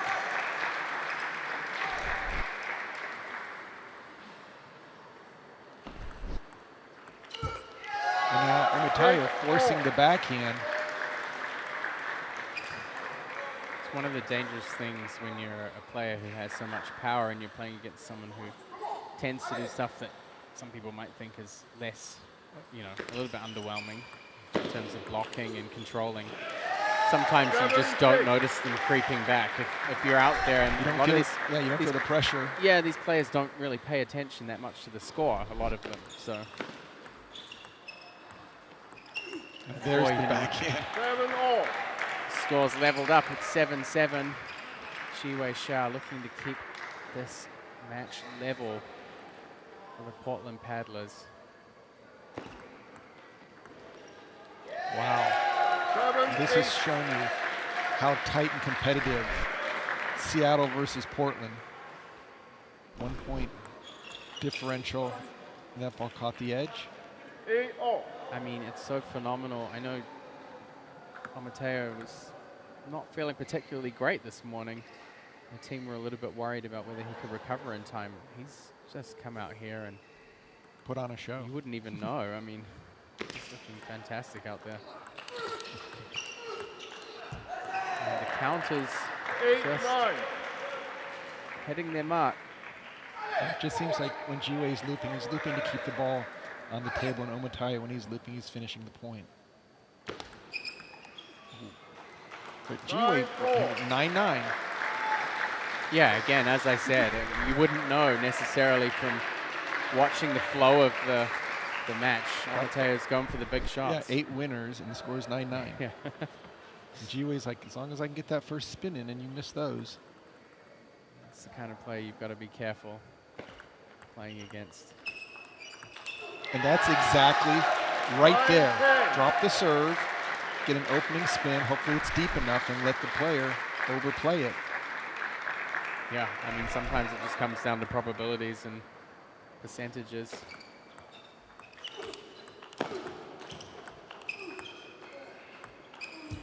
Oh, what a fight by Jiwei Xiao to even up this match, both at 1-1, but more importantly at 7-7. This is one thing you can say for Jiwei Xiao, is that even in the face of a ridiculously tough opponent, he just finds a way to pick up games. you know, even when he's lost matches, he's always come through and picked up games. He knows the importance of these points I think for his team. one of the reasons is it's just so tough to get through him all 3 games. He's just, placement is solid.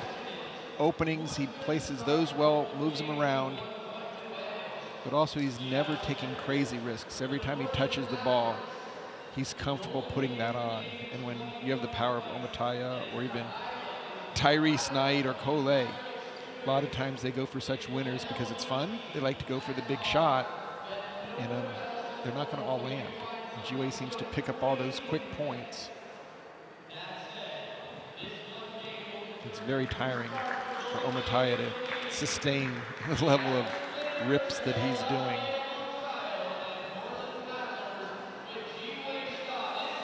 Jiwei just focusing on that spin control, generating as much topspin as he can. Love all. Omataya really kind of pulled back a little bit on that last shot. The last game. He's not going to make that mistake again. Coming back in here and putting 100% commitment into his shots.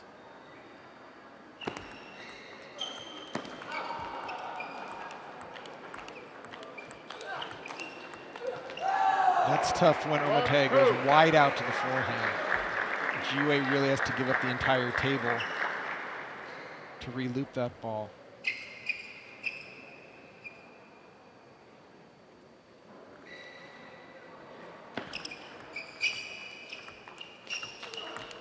Great pickup on that first ball by Jiwei.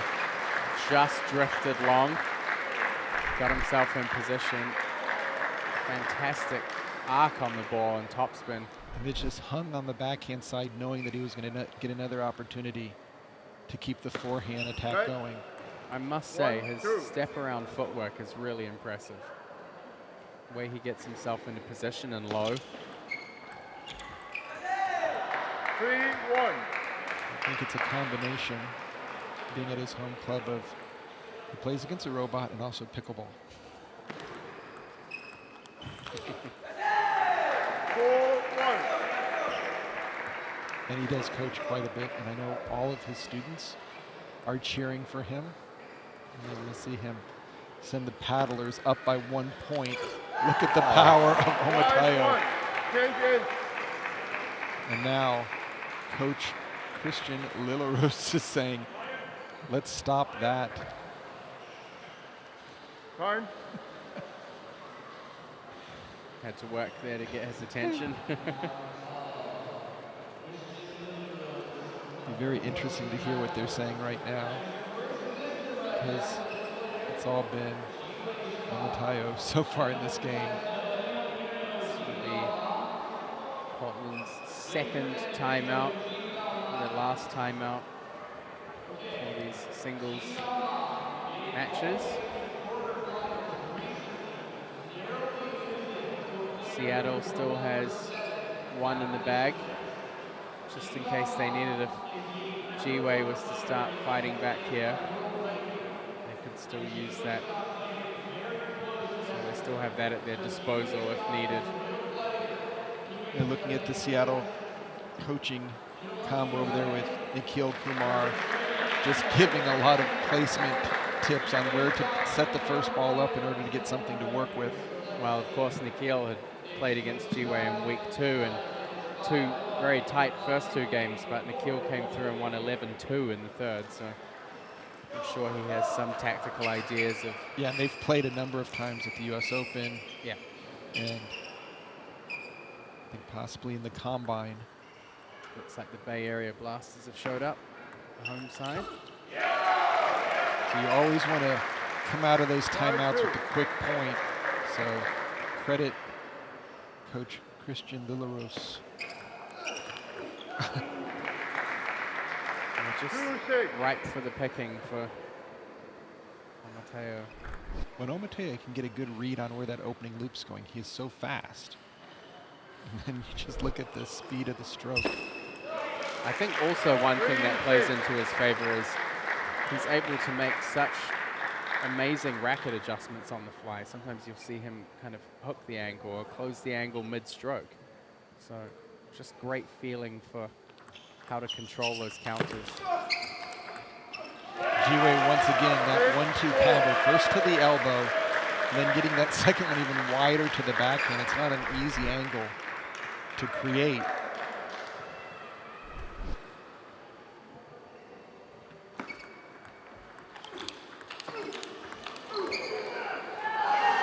Out of the body, Ji-Wei sending that ball long. Mateo coming in with that backhand flick again. Ji-Wei's putting it all on the line here in this third game. The match I also want to see coming up in Rock Hill, Mateo against Ojo. That definitely would be the most power. Fireworks. I can imagine some pretty interesting matchups, maybe like Kasahara and Koyo. Exactly. And I know that Kou Lei has played against Enzo and gone 5 games in the past. So yeah, and I've seen him Enzo up 3-0 before, and Kou Lei came back and won 4-3. Had some crazy close matches. Oh, gets it down the line. Ji-Wei is looking like he was preparing for a step around there. Of course, having the ladies play, especially in the golden game. Maddie, Matilda Ekholm.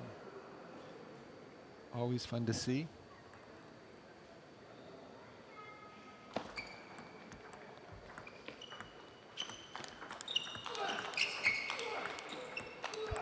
Oh, Ji-Wei finishing with the backhand.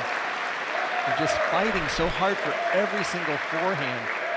it's the most aggressive play we've seen from Ji-Wei Sha. No better time for it than here in these clutches of the third game.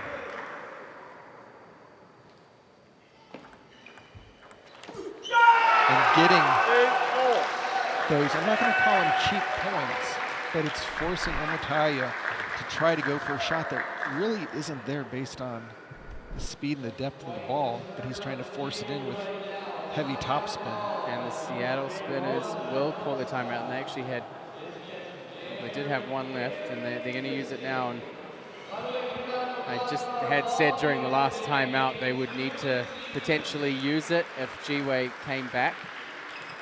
Mateo had a pretty comfortable 5-1 lead when they swapped sides. Ji-Wei is just going for broke out there. He's making wise decisions when to attack and when just to focus on placement and taking some pace off the ball. And it's not who can only hit it the hardest, but who can force the opponent into bad decisions. And going back to this conversation about the cross division, one of the things that I'm interested to see, I know Hong Lin has been such a big player against the other female players in the Golden Game on the East Coast. Coming across here for the cross, you're going to have players like potentially Lily or Amy. Rachel. Yeah, lots of... and Fabi as well. I mean, somebody who's winning the biggest point. Now, that's the beauty of the Golden Game. For the players that are playing in the doubles only, they're still center court.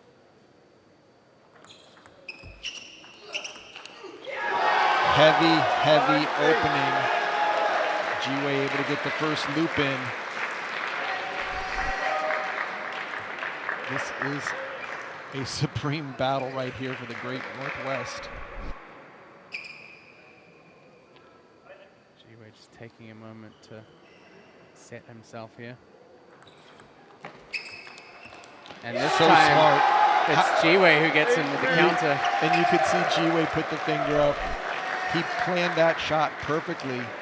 Got around it, pulled it across his body to go down the line to get 2-3 match points.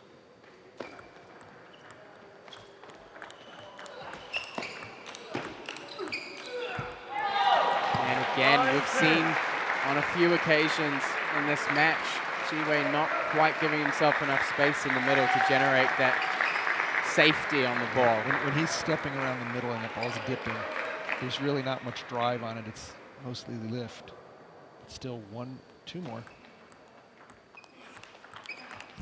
And this time opting to stay up on the table. And we are going for a golden point. Ji-Wei Sha will have the serve. Will he get the opening ball?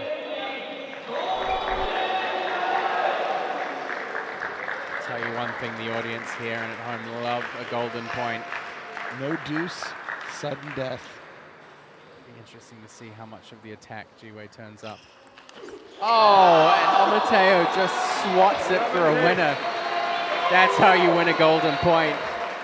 That is reminiscent of Ojo when he won a golden point with just a forehand devastating loop kill, lined it up, measured it, and pulled the trigger.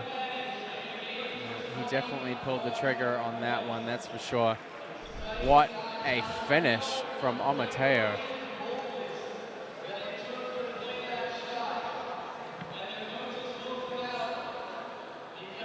So going into this golden game, the Seattle Spinners, victory for them last night. We're going to see what they can put together with the golden game here. They're going to go into it with an 8-7 lead. That means they'll start the golden game with a 1-0 lead.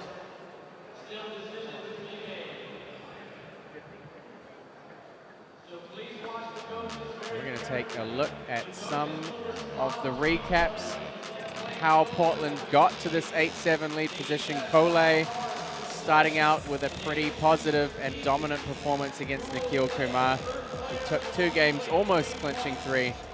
Andrew Cao, Sean, what a masterclass. Just great forehand power, controlling the table and keeping Daniel Tran in the backcourt. Then, of course, following that outstanding display, there was the doubles. Kou Lei and Rachel Sung, who performed so strongly throughout this competition so far, shown the exit by Amateo and Fabi Diaz, and some outstanding power shots over the table and back from the table from Amateo. Of course, that leads to Tyrese Knight. Sean, again, outstanding attack today and looking for redemption. And those sweeps really make a difference, and we saw this go down to the final point of a great match with 2 competitors, and finally, Amateo just shutting the door. Are up We're going to go down to the 8-7. commissioner. You'll be starting with a 1-point lead. Teams. Coach, your player choice first. Playing 3 points. Ji-Wei Sha is your first pick. Coach, say again. Olajide is your first pick, and your number 2. Andrew Cao? Andrew Cao is your number 2. Coach?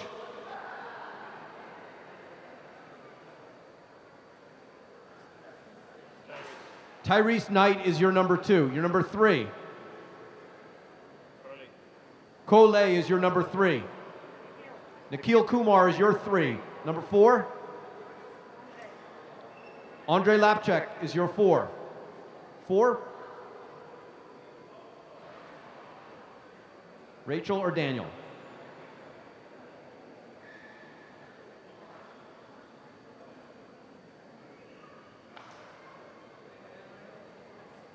Rachel or Daniel, please, Coach.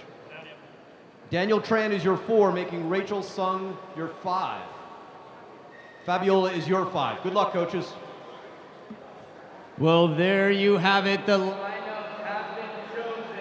You'll have a chance. So very interesting lineups there. A lot of differences. Starting out, though, we will see Ji-Wei take the table against Amateo again. This time, Andrew Cao will face Tyrese. Kou Lei and Nikhil are back up against each other again. And we have Daniel Tran facing Andre Lapchek, and then the ladies rounding off the golden game. It'll be a 1-point lead. And this is just a continuation of the great last match. Now, these teams will play to 21 points. And substitute every 4 points, except for this first start, which will be 3. Such a strong serve return. Starting where he left off.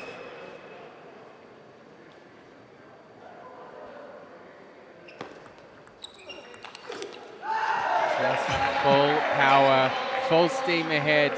Amateo looking to get his team off to the best possible start.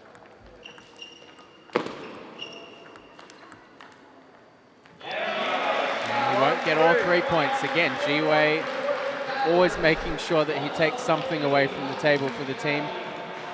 Takes the third. Yeah, just getting that one attack in to a smart location. This is going to be interesting right here. We're certainly going to see how the forehand power of Andrew handles a bit of modern defense. Right. 1-3. I don't think Andrew's going to go safe. I think he's going to put a lot of spin coupled with a lot of speed.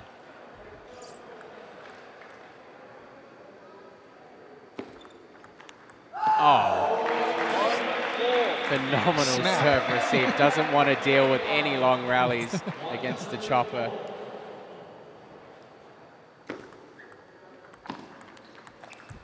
And that was a forced ball there. Steady backhand again from Zhao has been. And he's taken 2 on Tyrese's serve, which this is where the sweep.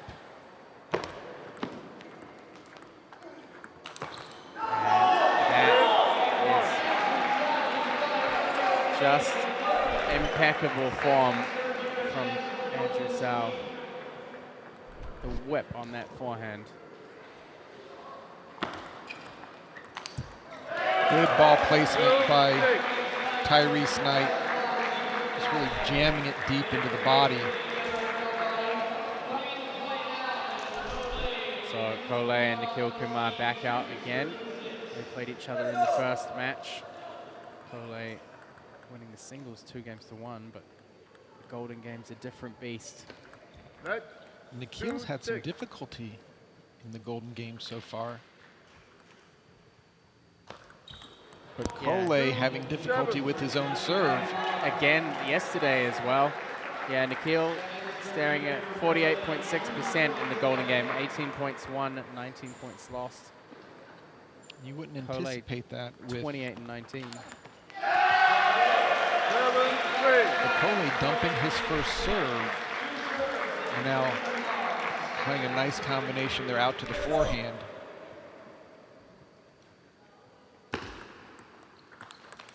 And Kumar is determined to keep the ball rolling for the Seattle Spinners. They're in such a good position right now. And that time, Kumar makes the backhand loop. A quick sorry from Kumar, and he's out the court. And he's definitely jumping out as it catches the top of the net just by a tad. You can see that he made it a concerted effort to just add a little bit extra to his backhand opening. Quick turnaround from Kumar. And Daniel Tran.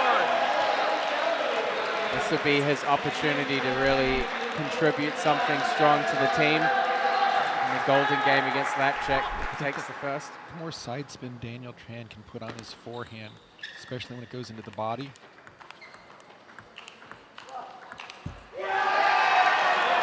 Tran moving the ball around. Lapchek started out the point really well, but got jammed up on the step around forehand.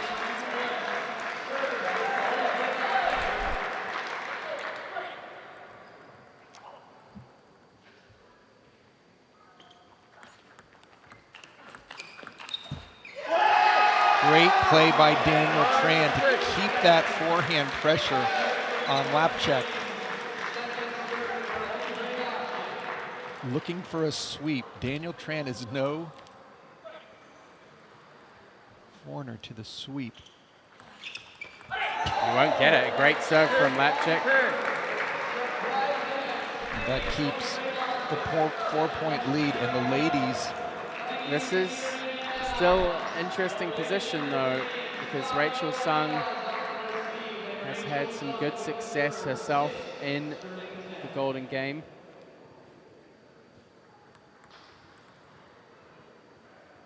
She won't get the first though.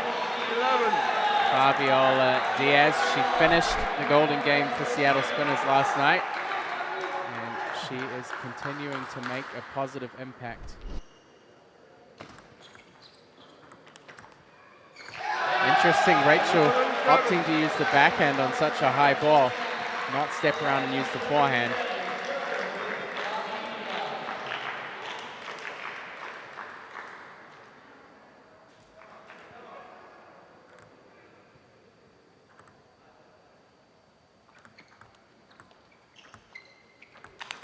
A long fast serve from Diaz has been a staple. There's a lot of pushing back and forth there.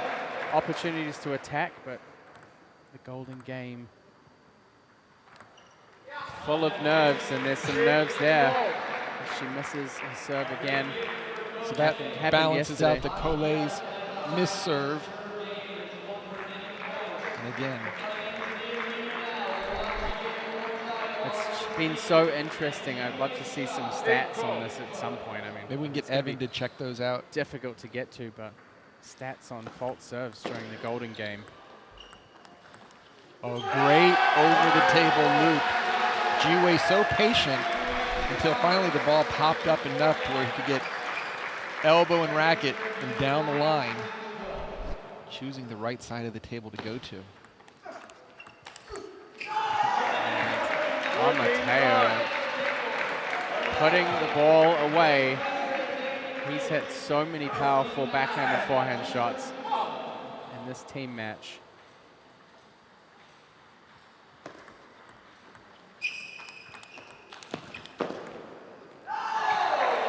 Also shows a lot of versatility, having great control as well. Yeah, that time kind of playing the role of Ji-Wei of putting his opponent out of position and just getting one more ball on the table. And here comes the timeout from the Portland Paddlers. They get one timeout each in this golden game to 21.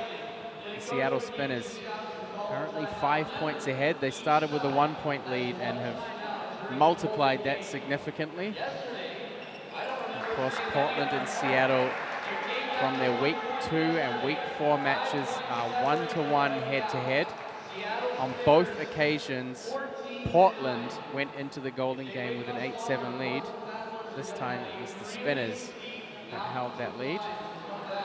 And looked like Christian Lilarus actually called a timeout, had the entire team standing there kind of giving a pep talk to this golden game is far from over. Let's get going as a team.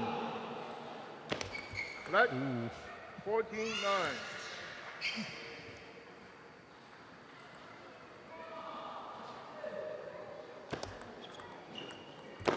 Ji-Wei's not done, and he performed so well in that point back after the timeout.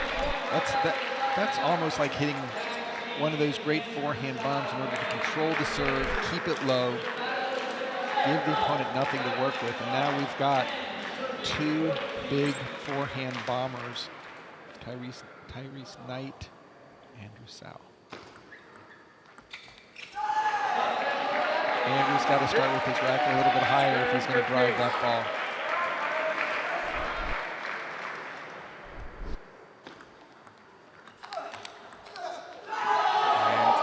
Cao just steady on the backhand. When Cao is not attacking, he is so into keeping the ball nice and low, moving it around.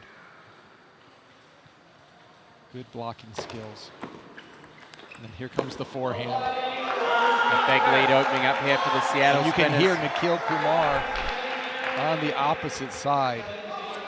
He knows he's going to be up against Kou Lei next. He's almost using the energy from his teammates on the table to get himself ready. And Knight goes for that same attempt that won him the point last time. It's a 4-point clearance for Andrew Cao, and Seattle are pulling ahead. In week 2, Portland had won the golden game 21-19. Last time, Seattle 21-20. It was as close as you can get. But right now, Nikhil Kumar has a huge opportunity here to seal the door closed on the Portland Paddlers.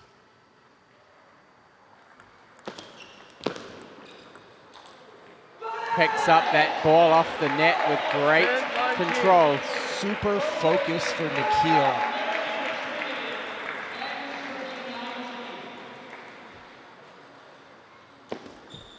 And Kou Lei dumps a second serve into the net. And now 11 match points. And he'll take the first one. What a decisive victory. The Seattle Spinners overjoyed. They've overcome so much today. Hagberg's injury yesterday kind of put him on the bench. G-Day was out sick this morning and just came back to the table and gave it all. The Seattle Spinners have made an incredible run here in the Golden Game. Just the captain, Nikhil Kumar, finishing up, but not enough can be said for Omateo and Andrew Cao getting the job done, both in doubles, singles, and the Golden Game. We're going to head down to Coach Luba Sadovska. She usually gives us a nice update on her heart rate. We're going to have a heart rate check. It's off the chart, she's saying. Luba, a fantastic performance from the team, especially in the Golden Game. Now, obviously, yesterday you had the injury with Hagberg, and he sat out this match. But also, Olajide this morning was really not feeling great. Yeah.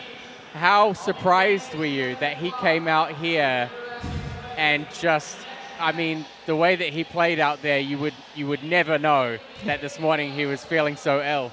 I wasn't surprised. We have a secret formula, so we fixed him.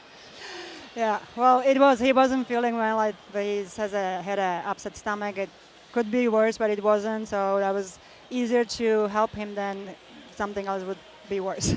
Yeah. And talk about Andrew Cao. How big was his performance today, both in singles taking a sweep, but also sweeping in the Golden Game against Tyrese Knight? He's becoming such a strong player for the team. Such a, I don't even know the word. Like we can count on him. Every time Andrew goes on, we know there's going to be a fight. We know there's going to be awesome rallies. That's on Andrew's game, and he's going to most likely getting better and better. Just more seems like confident. He's making such wise decisions to get his forehand and set that up instead of just waiting for the action. He's taking it. Yeah, he has the energy. He has the moves. He's expecting the balls. He's ready for the next shot. So he's right there. And you've come through with a win yesterday and a win today. Talk to me a little bit about Nikhil Kumar and his role in the team, not just on the table, but on the bench, you know, with the advice and the energy. How important has Nikhil been in kind of knitting the team together? Sometimes I just have to slow him down. I'm telling him it's too much, let them play. So, but he just can't stop talking. So sometimes it's just he's talking to himself. He's not even talking to the player. And I was trying to talk to Andre. I don't know if you heard that, but I was trying to talk to him in Slovak. So he was telling me what to do. I was telling him something else. So that's your secret formula. Yeah. Well, a really outstanding performance and a well-earned victory. 2 days in a row. Congratulations, Luba. Thank you. And we're going to have a quick chat with what you could really say he's the man of the hour, Andrew Cao. Andrew, great to have you back with us. A solid performance from you in the Golden Game to round off 2 days of really great performances. How are you feeling in general about your contributions to the team and how you've been able to raise the bar for your performances? I feel like especially in the Golden Game, I clutched up like 7 points, I think. And I feel like when I'm about to play, I feel like really hyped because there's so many people watching and everyone's like standing up and stuff. So I feel really hyped. So that's when I play good, you know. You're going to have to get yourself a rent-a-crowd for all the tournaments you travel to and get them to do the same thing. You know, Andrew, also, it seemed like even when you're not attacking, your blocks have been so piercing. You put so much pressure behind the ball. It just adds constant pressure to your opponent. Are you thinking when you're not attacking that you're still on the offense? Sometimes I just react to it, and the ball hits my racket, I just react to it. And then, like, one ball I pushed long to his forehand, and then he looped, and then my hand was here, so I'm ready for everything. So the training's really paying off with the reflexes. Andrew, an outstanding performance 2 days in a row. We're looking forward to seeing what you bring tomorrow, and hopefully you have a good celebration for a really well-played match. Yep, thank you. Thank you. So the Seattle Spinners just making an outstanding performance there in the Golden Game. You can see they're 5-3 on Golden League wins and losses. taking them to the top of the table with 89 points, with the Portland Paddlers trailing. But, of course, the Bay Area Blasters will take on Texas later. So the Blasters are still well within striking range. Texas Smash have some work to do. Interesting to see the singles win-loss rate. It's actually the Portland Paddlers who are out on top, and great in the doubles as well, but the Golden Game is costing them a little bit.